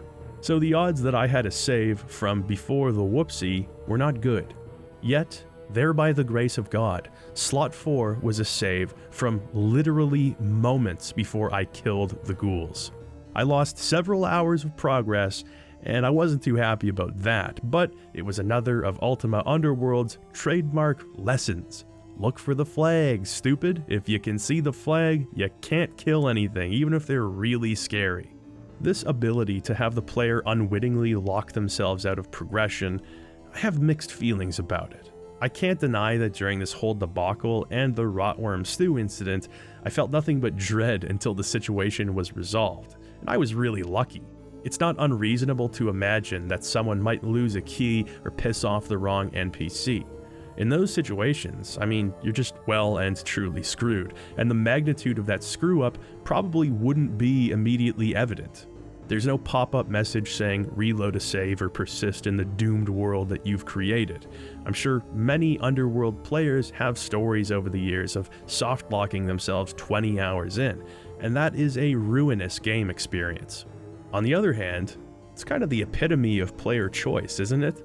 In Ultima 6, you can cast an Armageddon spell that literally kills everybody in the world. Any genocide that may or may not have been committed by the Avatar has been purely accidental, and I aim to keep it that way. What can I say? I'm incorrigible. Regardless, I appreciated having the option. Here, you're given control of your avatar's destiny. It's easy to imagine a situation where a person who's killed probably 10,000 ghouls across the Ultima games sees a ghoul and instinctively kills it. Should that person still not suffer the consequences even if it was an accident? In a way, screwing you 6 ways from Sunday is the ultimate show of respect for a player's agency and intelligence. You were trusting them fully. This doesn't make for the best game experience, but I have to respect the balls it took to commit to this uncompromising design. If you were really underground in a labyrinthian dungeon full of locked doors and you found a shiny golden key, wouldn't you guard it carefully? Or would you just throw it in a corner somewhere and say, probably won't need this? It's on level 5 where much of your thoroughness from earlier levels is tested. First of all, there's the lava. It's not much of a problem now, but traversing it will shortly become a more important matter. Marrow Suck will offer to make you dragon skin boots. It's like Rick Wetzel starting a chain of pretzel stores. If your name is Marrow Suck, you pretty much have to become a ghoul. The dragon skin boots will allow you to walk on lava unscathed, but you'll need dragon scales. How do you get those? Well, you need to meet a troll named Seether on level 4 and offer to make him rotworm stew. The recipe for rotworm stew, of course, can be acquired from a goblin on level 1, various recipe-related mishaps notwithstanding. The ingredients also need to be tracked down. You'll need a bowl, a dead rotworm, and a green mushroom. One thing leads to another, and this is why it's best to be fastidious while you're still on an earlier floor. It's a nice time saver to have already found the necessary items. You can simply go back and forth between floors, and indeed, you'll probably have to here and there. The levels are well designed to allow for quick traversal, and there's even a gate travel spell. If you find a moonstone, you can plant it anywhere you want and quickly teleport there with the casting of a spell. It's basically like having a second silver seed, but you don't need to die to use it. Despite all of this, you'll likely want to minimize the amount of going back and forth between floors that you have to do. In addition to the boots, there's also a neat little puzzle to find the Ring of Humility, one of the 8 relics. You were told from Derek on the previous level to look for a room full of levers. He gives you the order with which to pull them and also tells you to avoid the center of the room, else the levers will reset. It's tough to explain this, but it's cool that stuff like this actually works. Often with early 3D games, there's limited ability in detecting finer movements and particularities.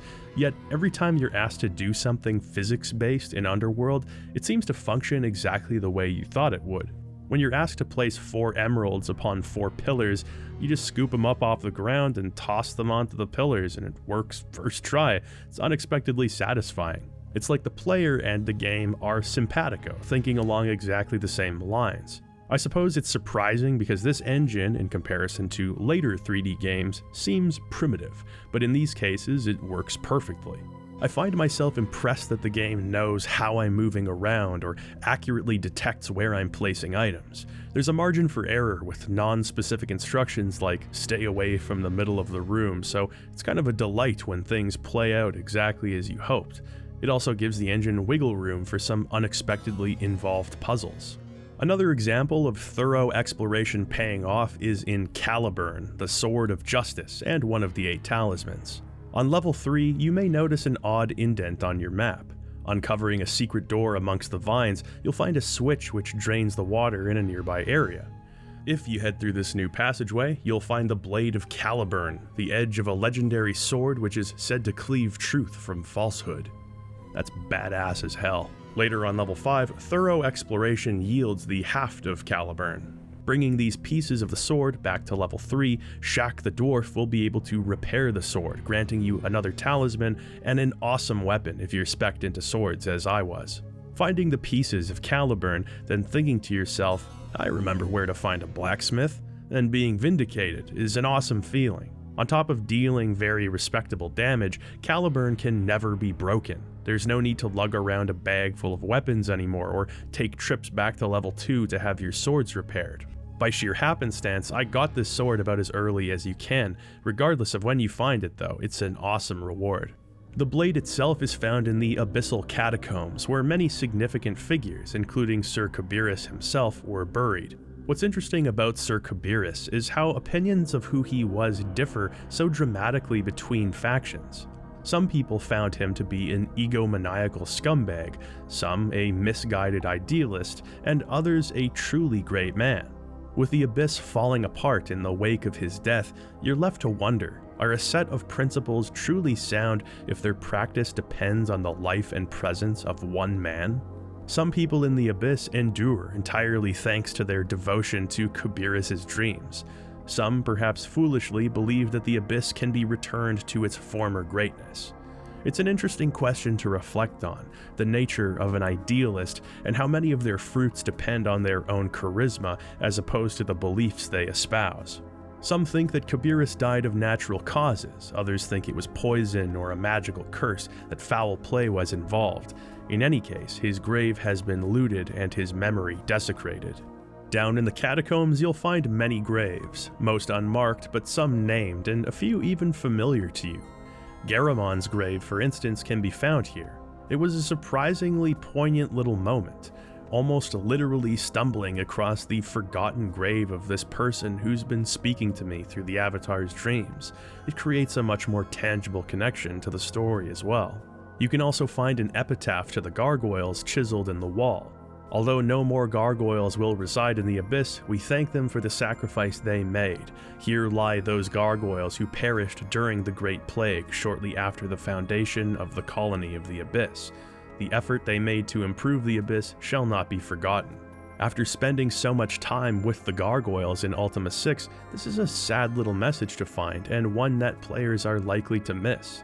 The fact that the abyss has once again become a forsaken place makes it likely that their graves and memory will be forgotten, which adds a sense of melancholy as you wander around these crypts. It's the casualness with which you find these writings that gives them significance. If you had no choice but to read the message, if the little stories you encountered were spoon-fed to you, they wouldn't have the same impact. It's the lack of pomp and circumstance that really works here. I just came for the loot. I didn't expect to be reflecting on the passage of time and the nature of a legacy. There are several other interesting occurrences on level 5. You can find an old woman restlessly searching for her dead lover, driven mad with grief. You enter what was probably once a glamorous feasting hall, only to find it abandoned and filled with headless. You can help an alchemist find pieces of a rare mineral that he believes will allow him to create gold. Snack the Ghoul will teach you a song that can be played via the number keys on your keyboard, provided you bring him a flute. Each and every level is constructed slightly differently. No matter which level you're on, the ebb and flow to these areas is extraordinarily well put together. The first level is fairly simple, many narrow hallways connecting to each other, with plenty of routes taking you wherever you need to go. The second level is shaped like a cross, with the center pillar branching out into 4 distinct regions: the maze, the mine, the mountain folk settlement, and a canal. Each area is like its own miniature dungeon, allowing you to return to the center and choose where to go next. The third level is built like a traditional dungeon crawler level, with many maze-like interiors, jail cells, and branching hallways. The periphery of this area is surrounded by water, which, once you have the water walking spell, acts like a circuit that easily connects the different sections to each other. I could go on, but I think you get the idea. There's a rhythm to these levels, a great balance of puzzles, combat, exploration, and secret nooks packed with loot for you to find. Just when you're ready to throw in the towel, you'll come across a friendly community where you can catch your breath. Much of these areas are expanded upon and reused thanks to the keys you find, the levers you pull, and the spells you can cast. In this sense, the levels are anything but disposable. Through repeated expeditions, you'll become familiar with each one, relying on the map less and less often. What's remarkable is that none of these areas are built like video game levels. They're constructed as actual environments. The prison cells on level 3 have been repurposed as homes for the lizard men. The cemetery on level 5 isn't designed for your convenience as a player. Instead, it simply acts as an underground cemetery. Grave plots are systematically placed with rooms full of offerings and cave-ins affecting the accessibility of the area. It's something I didn't notice at first, but looking back, it's obvious. Part of what makes Ultima Underworld such an immersive game is the fact that the Abyss feels like a real place. Hovels have been dug out of soft ground, fires lit, and sleeping quarters placed next to wells of fresh water. Pits in the ground lead down to sewage canals where creatures scavenge for food and leeches wash up on the shore. It feels like an underground city, like it was intentionally built for this purpose. I know that may seem obvious, but frankly, contemporary dungeon crawlers didn't abide by this philosophy. They were designed as video game mazes. There wasn't a sensible placement and flow of different rooms or the arrangement of furniture. In Underworld, you don't find the highest quality armor packed into a chest at the end of a combat gauntlet. Instead, it's located in the Knight's Armory. Mushrooms are found growing in moist, humid areas, such as the flooded level 3. Bowls are found next to places where people eat. To have the exploration be engaging while making the levels pragmatic shows an understanding of design that game studios rarely capture on their first attempt. Apparently, the employees of Blue Sky would take camcorders and shoot video of themselves walking around the office in first person. They were trying to understand the logic behind movement and how that could be applied to a game. I think this obsession with creating something real ended up paying off in more ways than one. The 6th level is where the game's challenge really kicks into high gear. This area is surrounded by lava flows, with the southmost region being home to the Seers of Moonglow.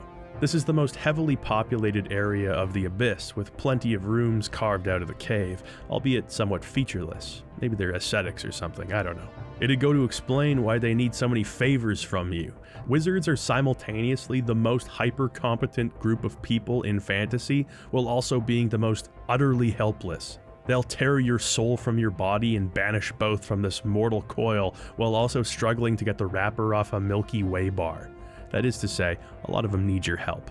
Assisting one of the wizards and exhibiting honesty in your responses to his questions, he'll reward you with knowledge. Specifically, he'll tell you where to find the Book of Honesty, which is one of the 8 Talismans. Actually, brief aside here, the game calls it the Book of Truth, but it's referred to as the Book of Honesty. Why does it matter?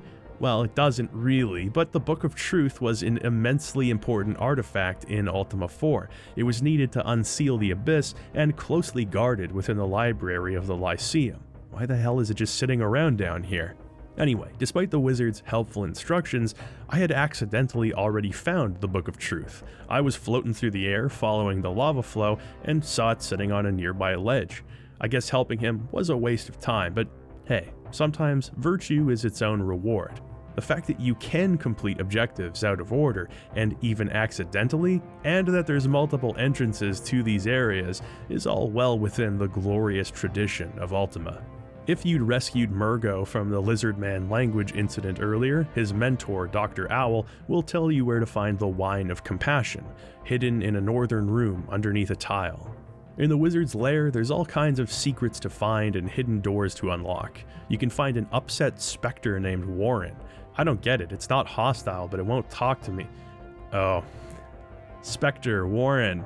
Oh, that's very funny, I'm simply grinning from ear to ear. One thing that did get a chuckle out of me was this door. I was just going about my business, opening a door, when all of a sudden it started talking to me.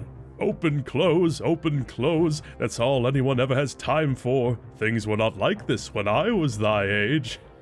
What was different about opening doors back then, I wonder? Apparently, this is a wizard who turned himself into a door because he was tired of people asking him inane questions like, how can I cast sheet lightning? And now I must resist the temptation to ask how to cast sheet lightning because that sounds kind of sweet. The wizards also tell you of an iron golem. In better days, many would come to challenge the golem in the name of valor. None would prevail, but the golem was a mirthful sort, and those who participated would always earn his respect. The golem has long awaited a challenger, and we can fulfill this role. You battle him in the center of a lava lake, which is pretty metal, and incidentally, so is he. His tough hide can break your weapons, and his defenses are almost impenetrable, so prepare for an endurance round. Defeating him, he awards you the Shield of Valor, yet another of the 8 Talismans. Like the Sword of Justice, this shield is equipable and unbreakable, making it another pretty sweet addition to your arsenal. You'll find some other great treasures on this level too. Some of the rarer runestones are located here, and the northern caves hold many secrets. It's here where you'll first encounter the fire elementals, which are some of the deadliest enemies in the game. Their fireballs are damaging and accurate, and even fire defense spells don't help too much. To make matters worse, they've got lots of health and they're hard to hit. Even a skilled player can be easily overwhelmed. Sometimes it's best to just run away. I mean, I've got the Shield of Valor, what am I trying to prove? Among the seers, you'll find a man named Firgen. You startle him out of a dream, or rather a vision. He sees a demon being summoned and wreaking havoc upon Britannia. Boy, I'd hate to be the guy who's got to deal with that mess. He also teaches you how to induce these visions. Huffing burning incense will cause machine elves to visit the avatar, something like that. In our case, we can see one of the remaining 8 talismans, the Cup of Wonder. Parts of a mantra are scrawled upon its surface, which we must put together. Now I have to admit, finding the Cup of Wonder is one of the more questionable tasks you have in the Underworld. What I mean by that is, I don't know how you would figure this out without the clue book, as I certainly couldn't. Speaking the mantra that you piece together from your visions, you'll be given a set of directions to follow. By repeatedly using this mantra, you'll triangulate your goal on the 3rd floor. You're only given a general direction, but if you hunt for it long enough, you'll find a hidden alcove with a geyser inside. There's nothing really noteworthy in here, which is odd. What you're supposed to do is stand in this particular spot and play the flute song that you learned from I Snack the Ghoul.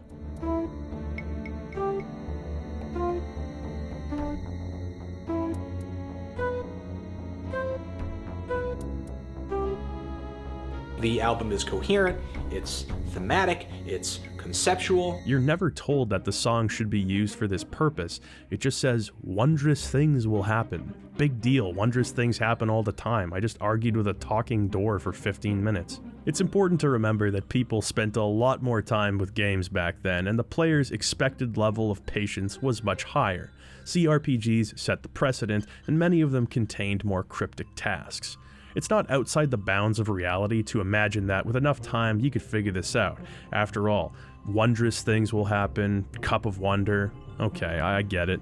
I don't think it's necessarily a good puzzle though. It feels somewhat disconnected from the rest of the game, and an example of some of that gaminess creeping into Underworld's otherwise consistent design. While I'm on the topic of complaining about things, let's dig a little deeper into Underworld's story. Your immediate goal is to rescue Ariel.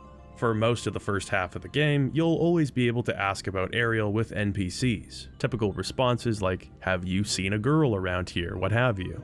Well, the mountain folk are all just dudes, so I have to assume that she would stand out. Eventually, conversations somewhat abruptly stop giving you the option to ask after her. This is right around the time where you begin to piece together the bigger picture. The ghost of Garamond warns you of his brother's actions, a man named Tyball, and the one who had Ariel kidnapped in the first place. Garamond and Tyball were both inhabitants of the Abyss, but somehow accidentally summoned a demon called the Slasher of Veils, which has got to be on the shortlist of coolest villain names of all time, if nothing else. While the two brothers vow to destroy the hash-slinging Slasher of Veils, Tyball gradually becomes corrupted by the demon's evil. He's seduced by promises of great power, but only if he agrees to turn on Garamond and free the demon. Thankfully, prior to this betrayal, the brothers had created a prison of virtue located at the lowest point of the Abyss. Garamond manages to seal the Slasher in this prison, but alas, he is wounded and dies shortly after. Since then, Tyball, who lacks the virtue necessary to unseal the door for his master, has been hard at work thinking up ways to free the Slasher. He decides that, without virtue, the only way to open the door would be to sacrifice someone of great virtue in front of it. For some reason, I don't know the rules of the door. Also, this person has to be a virgin because that's the only way to prove that you're virtuous. Thus, I'm led to believe that either the Avatar is not considered the paragon of virtue anymore, or I'm supposed to believe that this guy right here, isn't constantly knee-deep in Britannian You know what? The point is that Ariel is going to be sacrificed, and we need to create a physical key of virtue in order to open the door. We do this by collecting keys of the three principles, truth, love, and courage, as we did in Ultima 4. One problem I have is that this story's internal logic is so amorphous that much of it doesn't make sense, and it's just not well told. Almost everything I just told you was gleaned from the clue book, which has a whole section on the game's history. Very little of the game's main plot is described in the official manual, and even less of it in-game. I understand they wanted to keep it realistic, but I consider it a failing of the game's writing that I didn't know what was going on until the last couple hours of the game. If you have to seek out extraneous media to understand the fundamentals of a story, to me, you have not succeeded in properly telling it. It'd be one thing if we were talking about an included game manual, but this was the optional walkthrough. You'll occasionally get scant bits of dialogue, a note, or fragments of a sentence from Garamond during your dreams, but for the vast majority of the game, you have no concept of what's happening or why. I didn't even hear the name Slasher of Veils until I had almost finished the game. If there's a mention of him earlier, I didn't encounter it. I think one of the issues here is how they insist on having Garamond's communication be fragmented. You can barely understand him during your dreams, and I don't know what purpose that serves. In the intro, he was magically powerful enough to not only speak clearly to the Avatar, but to physically pull him into Britannia. What, is he going through a tunnel now? It doesn't create much by way of intrigue because you can't really understand him. It would have only helped the game if, through resting, Garamond could clearly explain the fundamentals of the game's plot. That way, it wouldn't feel ham-fisted and the developers could control how often you were given bits of lore. There are just so many unanswered questions. Why would sacrificing a virtuous person open a door that typically requires a key to unlock? How did Garamond's ghost pull the Avatar into Britannia? If Garamond and Tyball were both virtuous enough to create a literal chamber of virtue, wouldn't that make them basically the most virtuous people to have ever existed? And in this case, why was Tyball so easily convinced to betray his brother? I'm not saying that there can't be answers to these questions, I'm saying I'd like to know them.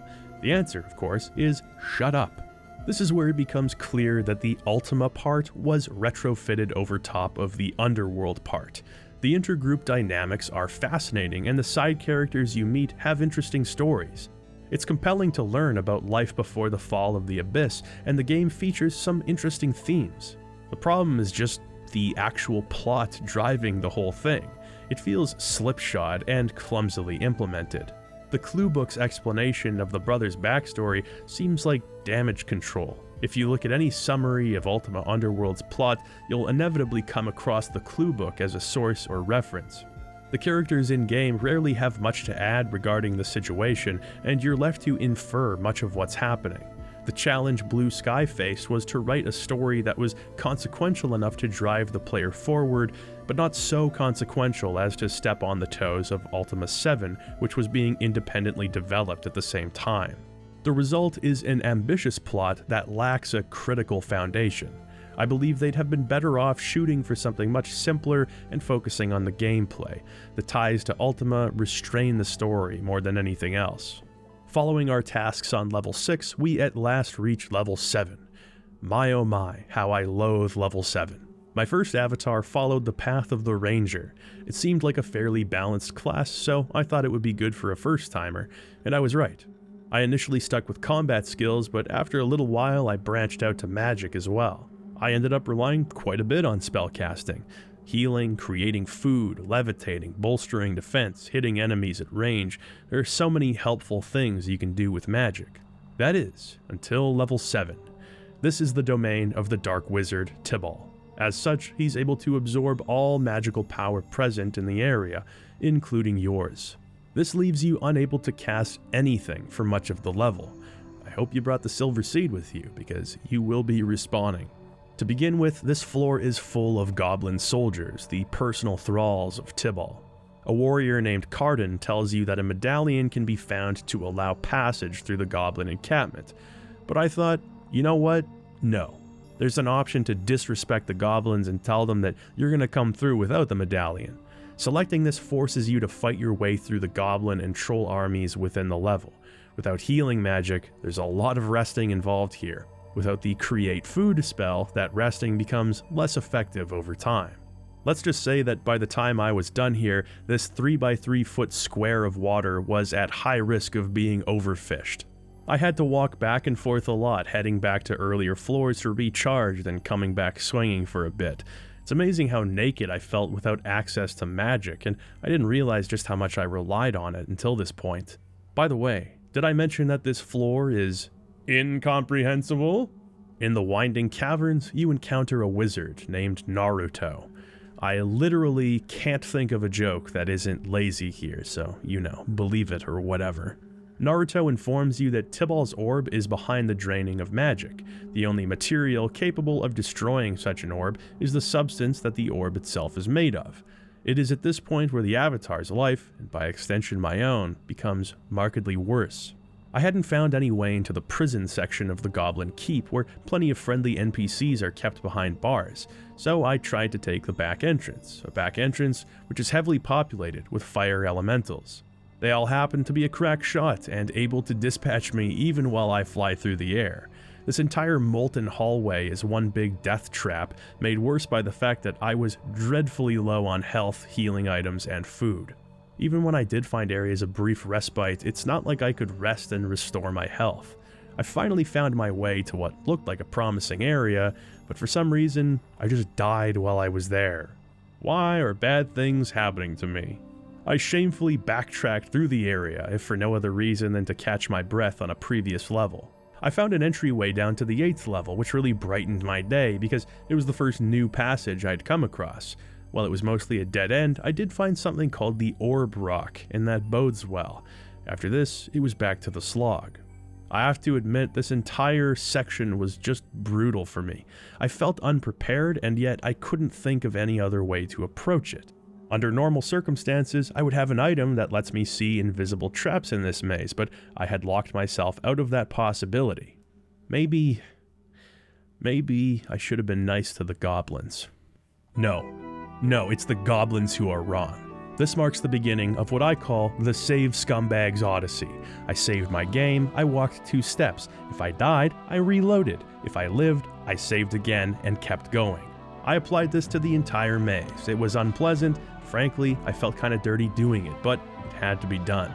After much saving, dying, and reloading, I at last reached Tyball's lair and confronted him. Tossing the rock at his orb, it shatters, restoring the Avatar's magical abilities. Now we're even. Tyball flies through the air, sending spells at us, but 2 can play at that game. As a boss, he's mechanically not much different than any enemy we've fought so far, but I have to say, it's pretty damn epic to be fighting an evil wizard in mid-air floating above his lava arena. I won't soon forget the occasion. With Tyball defeated, he sputters out his last words. Apparently, he was actually trying to save the world. His ritual would release the demon from its bonds and then bind it to Ariel's body, where it would be rendered harmless. We had interrupted him before the second part of the ritual could take place, so instead of just killing Ariel, there's more at stake. The slasher of Veils has an interdimensional thirst for blood, and it won't easily be quenched. I wish you'd mentioned all of this before the fight. I literally initiated conversation with you. Is it really saving Britannia if you're the one who endangered it in the first place? The Avatar manages to save Ariel, who's able to use her amulet of travel to return to the world above. Unfortunately, our work in the Abyss isn't over. The Avatar must still assemble the tripartite key. After all, he's not a virgin, okay? Plenty of sex. We are also contacted by Garamond once again, who asks us to find his remains and lay them to rest at his grave. With Tyball's key, the Avatar is able to free some prisoners from this level. One prisoner thanks you but remains on this floor, telling you to recite the password Folene to one of the seers on the 6th level. Speaking this password, which is the name of the Shadow Lord of Falsehood, the seer will tell you to seek a book in their abandoned library. This book is called Folene Fanlo, and speaking the latter part of this phrase, Fanlo, at a shrine, you'll be rewarded with the Key of Truth. Another of the prisoners will thank you by drawing you a detailed map of the surrounding environment. It's drawn on the back of a portrait of a man named Tom. Tom was the late husband of the grief-stricken woman back on level 5. Returning this portrait to her, she's able to receive closure, and you're thus awarded with the Key of Love. Finally, the 7th level houses a hidden staircase upwards. This allows you to access a secret part of each level, one that you've likely seen but haven't been able to explore. The floor directly above you has you wandering through walls of fire to find your way around, which I found to be an incredibly atmospheric moment. And that's the word of the day, isn't it? Atmosphere. It's not impossible for a 2D game to be atmospheric, not by any stretch, but 3D games have a supreme advantage. So much of what atmosphere is tied up in our senses, which are more broadly engaged in a 3D environment. It's much easier to have crushing darkness portrayed or a grand sense of scale when you're in the shoes of the one experiencing those things. It feels dreadful, but in a good way. Just when you think you've got a handle on the game, some new quest or mechanic is introduced to put you on the back foot. You're forced to be cautious and rational in how you speak to others, how you treat items, and how you approach hostile situations. The underworld itself feels like a living, breathing entity, as much a character as the Avatar or anyone else. Try as you might, you can never truly conquer it. Treat these Stygian halls with respect, whether it's an army of skeletons marching up to take out the trash or the glowing eyes of a golem emerging from the darkness. You'll never forget that the Avatar is an unwelcome guest. Speaking of guests, you can find a Zoranite wisp here in the secret area. Wisps have made appearances in the past few Ultima games, spending their time studying those from other dimensions. This particular wisp offers us a spell that will end all life in Britannia. Stop offering me that. Doing this to the avatar is like sparking up a Marlboro light in front of a man trying to quit smoking. I don't want it. I don't want it. Well, maybe just one more time. Avatar, thou hast some explaining to do. Why the hell does the Armageddon spell take my pants off now? The Key of Courage can be found locked behind a door, guarded by a Trent who, for all we know, just wanted to live peacefully like the ghouls. With the tripartite key assembled, we can finally head to the lowest floor. But before we do, it's time to talk about the Trent in the room. Ultima Underworld has a few weaknesses, some of which become more apparent as you close in on that grand finale. As much well-deserved praise as I've lavished on the game, it's only fair that we take a look at some of the things that didn't work out quite as well. First of all, much of the quest design. Ultima Underworld sticks with the tried and true scavenger hunt formula that the series has relied on for most of its life. Frankly, at this point in time, it feels stale. Having a big list of items to check off may be a serviceable vehicle for exploration, but it's not a great driving force for player motivation, at least not this player. It can also be somewhat annoying. Absent the clue book, you'll have no idea on which floors any of the 8 relics or 3 keys are located. You may mistakenly think, oh, 8 relics, 8 floors, there's probably 1 relic per floor, but that would be incorrect. Some floors have many, others have none, and even thorough exploration can leave stones unturned. The optional side quests begin to feel mandatory because you simply don't know where you'll find an important object. It's certainly not unfair, at least not for the most part, but having necessary quest items unceremoniously tied to a single character tucked away in some forgotten corner of an earlier floor, that's an Ultima tradition I'm willing to leave behind at this point. On that note, having critical items look so unassuming or placed so unremarkably, it's not a bad thing, but they do overdo it at times. When you're tasked with finding Garamon's remains, it's easy to cluelessly walk past those very remains many times. They appear identical to the many bone piles you've safely ignored for most of the game. Even using the look command doesn't yield a different result, it's just bones.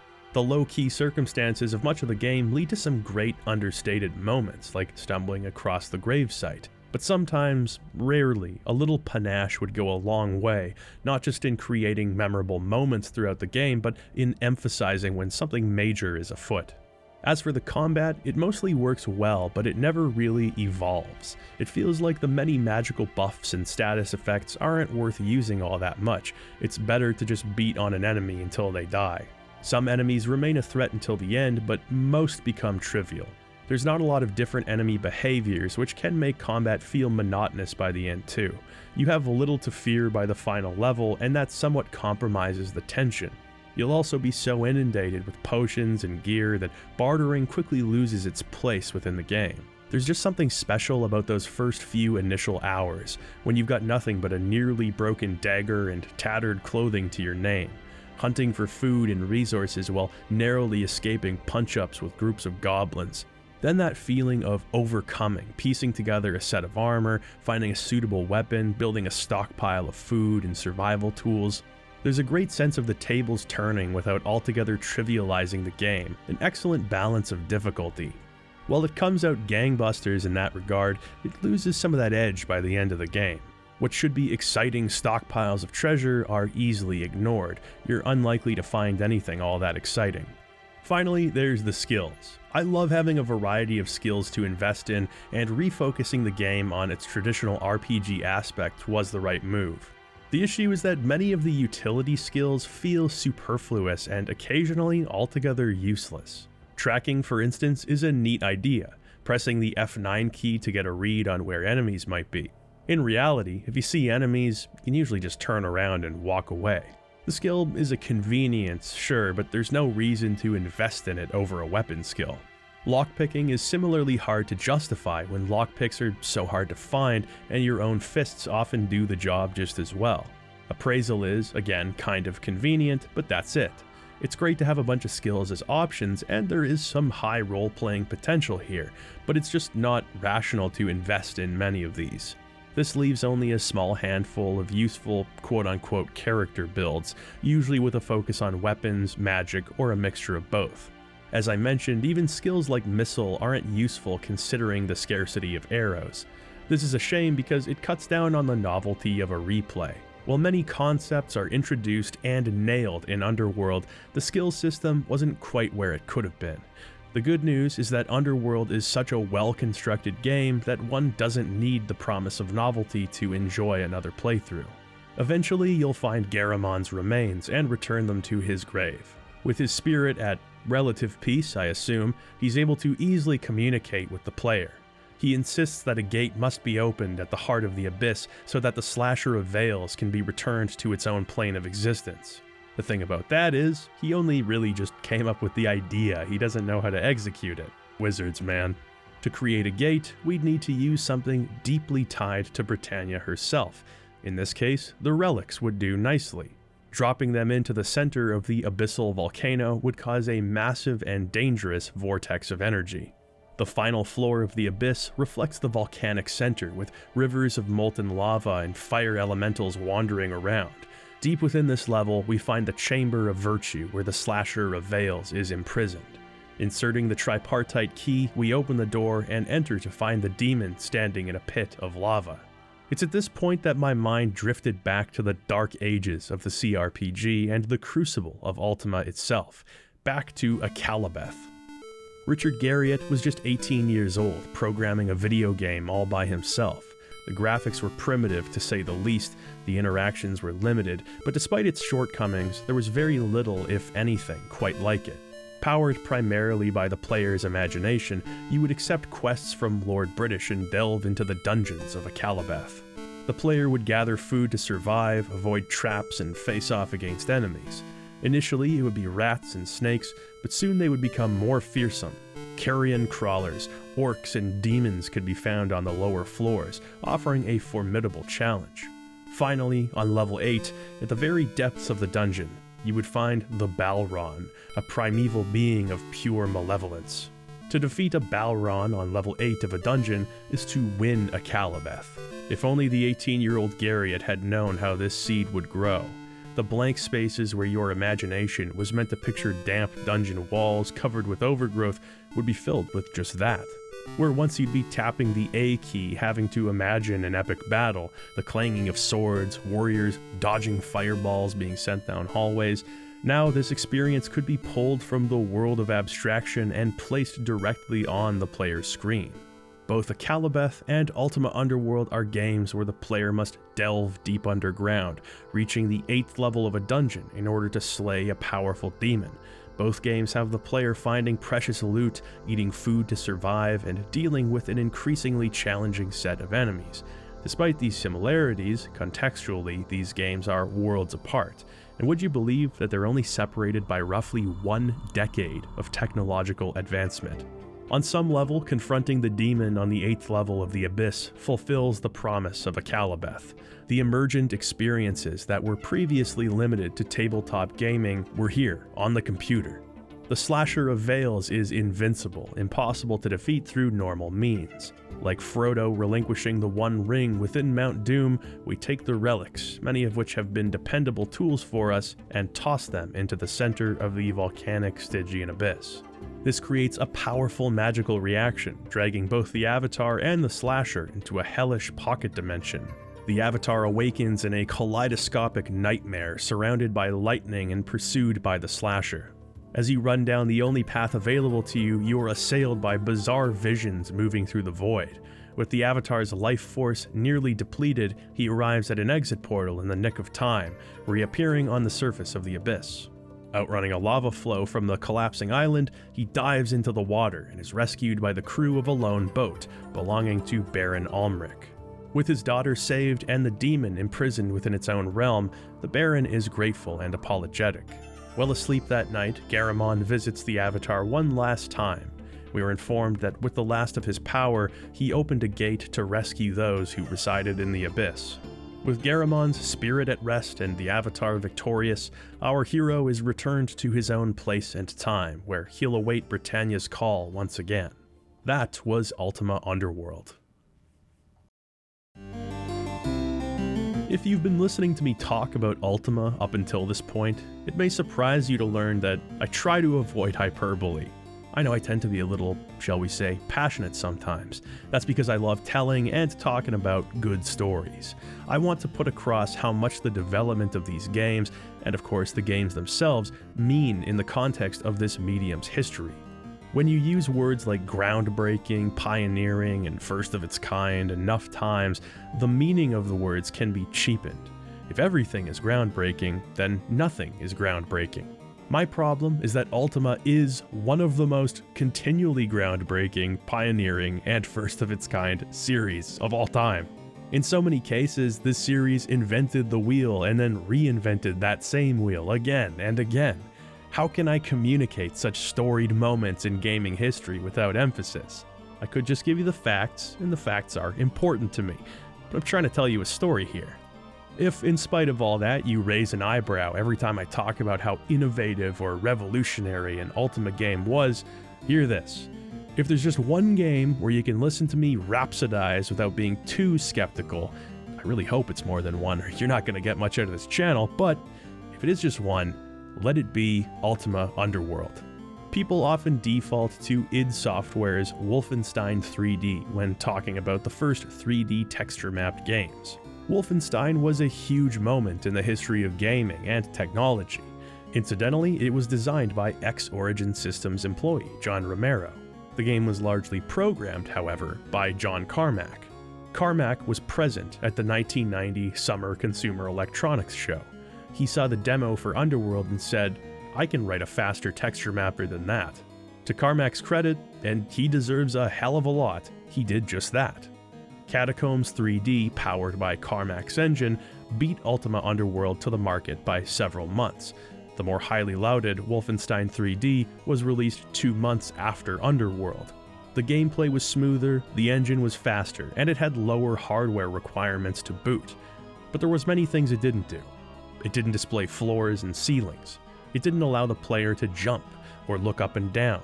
It didn't feature complex 3D geometry, slopes, multi-layered levels, or simulated physics. It didn't have bartering systems, conversation mechanics, or skill advancements that affect the player's abilities in-game. Now, Wolfenstein 3D didn't need any of those things because it was Wolfenstein 3D. Killing was its business, and business was good. But it wasn't the first 3D texture-mapped game. Neither was Underworld. I generally find arguing about firsts to be a fruitless exercise, and one that often misses the point. Being the first of something doesn't mean anything if that achievement doesn't leave an impact, if it doesn't change anything. Wolfenstein 3D inarguably changed the industry and ultimately the tastes of gamers for years to come. Ultima Underworld's influence is harder to explain, but no less significant. This was the foundation of the immersive simulation, the emphasis on player choice, not only in how you deal with situations, or even which situations you choose to deal with in the first place, but a choice in how involved you become in the game's story and world. This kind of environmental storytelling in which little is explicitly stated, forcing you to use context clues and scattered writings to piece things together. This was a defining moment for the medium of video games. That's because this kind of storytelling is something only a video game is capable of. Literature tells, film shows, and video games involve. Giving a player the satisfaction of arriving to a conclusion, whether in the story, the mechanics of a puzzle, or a route through a difficult segment, that's at the core of what makes games special, the interactivity. The suspension of a player's disbelief is strengthened when you reward the player's intuition. It's a special feeling when you're able to utilize a set of tools to solve a problem without feeling led by the hand or bound by rules. Arguably, Underworld's greatest asset is its physicality. This is a rational game world, and the avatar feels like an unrestricted, natural extension of the player. Finding things in the world, picking them up and using them, it all just makes sense. Everything adds up in a way that never feels at odds with the player's own instincts. Since Ultima 4, this series had been almost single-mindedly focused on making you feel like the avatar, as though this character in a video game is an embodiment of yourself, hence the name Avatar. This kind of player choice and expression of intent would reach new heights here. Once you've experienced the flexible, free-flowing movement, the real-time combat, the logical physics system, and the uncompromising freedom of Ultima Underworld, it is very difficult to go back to the way dungeon crawlers used to be. This game is an emancipation, a moment where players could break free of shackles that most didn't even know were binding them in the first place. Now, with all that said, telling you that Ultima Underworld is massively influential kind of distracts from the heart of the point. The most emphatic endorsement I can give Ultima Underworld is that I have no hesitation in recommending that you play it. It's still easy to control, it's still a rich and rewarding RPG experience, and it's still so much fun. These aren't things I can say about just any 3D game from the early 90s, and they're certainly not things I can say about just any Ultima game. Akalabeth is influential, but that doesn't make the act of playing it an entertaining way to spend your free time. Underworld, despite being the first of its kind in so many areas, still holds up brilliantly, and that is a testament to the timeless qualities of its design. The game's development was brutal, and it doesn't emerge from the forge totally unscathed. Sometimes the focus on realism compromises its playability. The story has a few good hooks, but its relationship to the Ultima series wasn't handled very well. The emphasis on side quests and even some proto-faction quests is a huge point in its favor, but the actual structure of those quests feels somewhat stuck in the past. It's far too easy to overlook critical items, and those scavenger hunts and their backtracking become small blemishes over the course of the game. It's a good thing then that the game is so enjoyable to play and for just the right amount of time, as that feeling of a game having overstayed its welcome barely begins to crest the horizon. Ultima Underworld ends. You're left perfectly satisfied with the adventure and excited to experience it all over again someday. Through the blood, sweat, and tears of its development process emerged a legendary journey. Ultima Underworld is one of the most artistically, mathematically, and historically important video games of all time. It's also one of the great CRPGs, and something that anyone who values this art form ought to experience. The Ultima games by this point had a long-standing tradition of receiving often compromised or just plain odd console ports. Well, in 1992, there wasn't any home console that could have run Ultima Underworld. The earliest dedicated 3D systems, such as the 3DO or the Atari Jaguar, hadn't yet been released, so for years, Underworld was available strictly on IBM compatibles and also home PCs in Japan. That changed 5 years after its initial launch, when Ultima Underworld would release on the Sony PlayStation, exclusively in Japan. There are some noteworthy differences in this version, starting with the game's intro. The pixel art has been replaced with higher resolution illustrations combined with pre-rendered 3D graphics. While I love the art style of the original, the changes here result in a more traditionally cinematic setup for the game's story. I don't speak Japanese, so I'm probably not very good at gauging the quality of voice acting, but I feel comfortable saying that whoever plays Baron Ulrich does a much better job than Richard Garriott.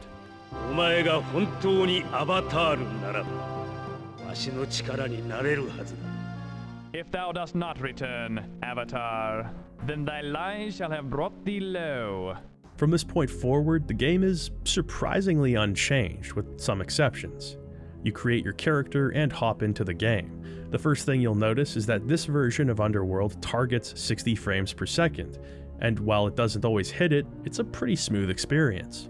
It wasn't a visually impressive game by this point, but in this case, it kinda works in the game's favor. The interface has also been changed to suit the PlayStation controller. Unfortunately, the DualShock hadn't yet been released, so there wasn't any hope of getting dual or even single analog control here. Thus, movement is pretty awkward. Like many PS1 games at the time, turning is performed with the D-pad, and strafing is done by holding L1 and using the D-pad. Most of the controls are relatively modernized, for the time anyway. You can sprint by holding L2, jump by pressing X, and quickly cast spells with square. The worst part of controlling this port has to be navigating the menus. They took a very complex PC game and brought it to console, beat for beat. Sadly, there's just no substitute for the original's mouse-driven menu navigation. Being able to drag and drop items to toss, equip, and activate, or even just digging through a bag is a luxury that I appreciate all the more after playing this version. Here you have to navigate menus within menus, each of the face buttons performing a different function. It's slow and clumsy. With Underworld so heavily focused on inventory management, it's a frequent speed bump. Something as simple as splitting a stack becomes an exercise in frustration. You have to take the entire stack of items, toss it on the ground, then pick it up again, manually selecting quantities, then moving those stacks to containers in your inventory before picking up more. You have to do this when you barter with someone, for example, and it's just exhausting. Perhaps the most noteworthy addition here is the game's polygonal 3D graphics. The enemy, weapon, and NPC sprites have all been faithfully recreated in 3D, perhaps a little too faithfully. Not only is the art style a dead ringer for the original, which is nice, but the frame rate of the animations is also identical to the PC version. In practice, this makes motion appear awkward and jittery, especially with the game running at 60 FPS. I suppose it's kind of charming in a weird way. I think these might be the best giant rats I've ever seen for one thing, and there's a lot of competition there. That sweet PS1 Goro shading just does the trick. The scene after your character is killed where they're revived by the silver seed tree is also kinda wicked.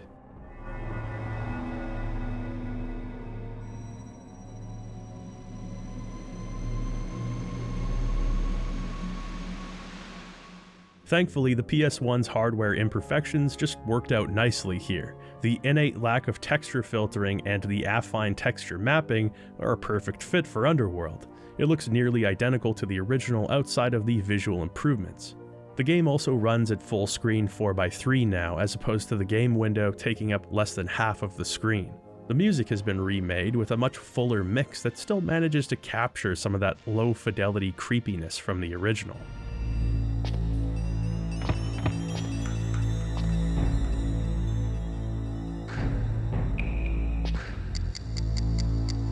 The sound effects are also much better, taking advantage of the CD audio quality. If you ask me, it's a straight improvement in the audio department. All in all, not a shabby port of the original. Thanks to the efforts of one Gershus, the game's text has been translated in its entirety to English. So it's a perfectly viable way of playing through the game. If you were using an emulator, you could also remap controls and play at higher resolutions, among some other tweaks.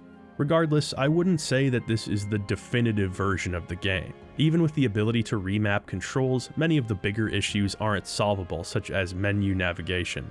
Still, depending on your priorities, this may be a great way to experience Ultima Underworld, and the pros could very well outweigh the cons.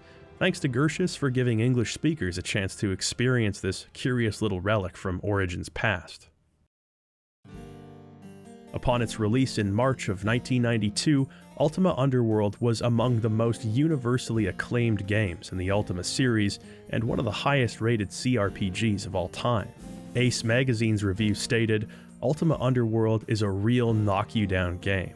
At first, it's truly hard to believe that it's running on a standard home computer. It's not only great to look at, but it also plays superbly and has enough depth to keep even the most experienced dungeon-delving veteran going for months, if not years. If you've got a PC, then you've got to have Ultima Underworld." The November 1992 issue of Dragon magazine awarded Ultima Underworld with a score of 6 out of 5. A dramatic gesture perhaps, but the message was clear. It just doesn't get any better than this. Sales were okay, but the numbers didn't come anywhere close to reflecting the glowing praise that the game was getting. As a matter of fact, Origin found the initial sales numbers to be disappointing and didn't consider the game to be a success. It must have been discouraging for Neurath, Church, and the hard-working developers who'd sacrificed their own well-being for this project. It was then that word of mouth began to pick up the slack. Underworld became a sleeper hit. As the months rolled by and more PCs were decked out with modern processors, sales unexpectedly started picking up. Despite its slow start, it eventually became one of Origin's best sellers, outpacing all of their previous Ultima games. The future suddenly looked pretty bright for Blue Sky Productions.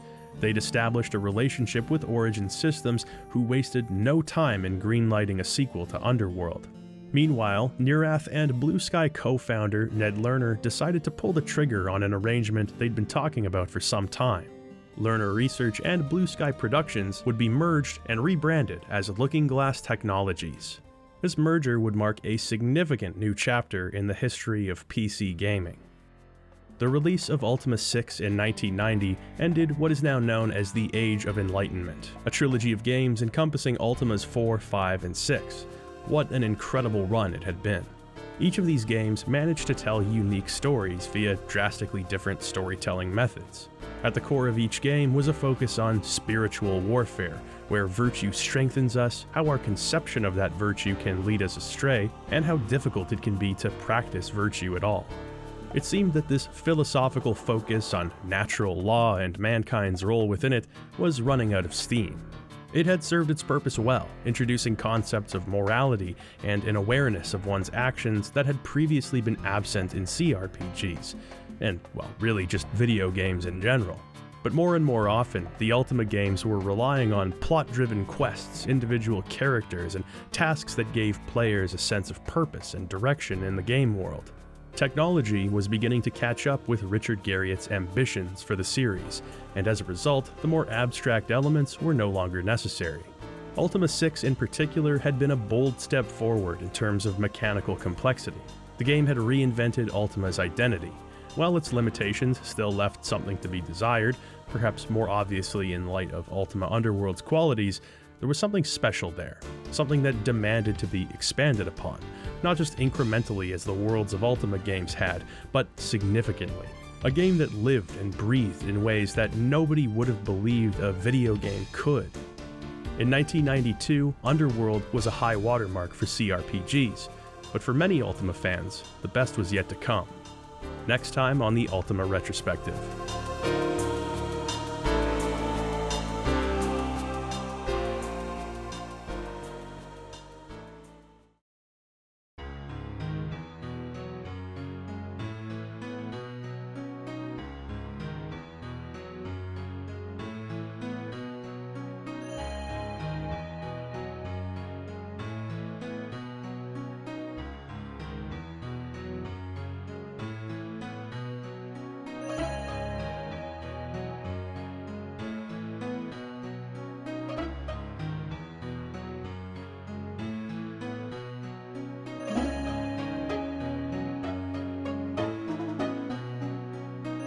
Treachery and doom. My brother would unleash a great evil. Britannia is in peril. Sure that the ghost can take you to Britannia. You allow yourself to be drawn to him.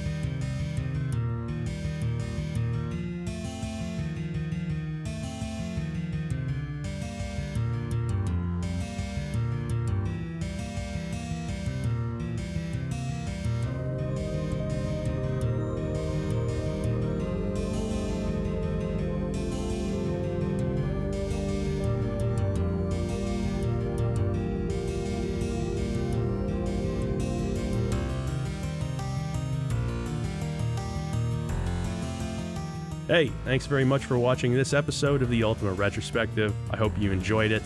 Till I see you next time, stay healthy, wealthy, and wise.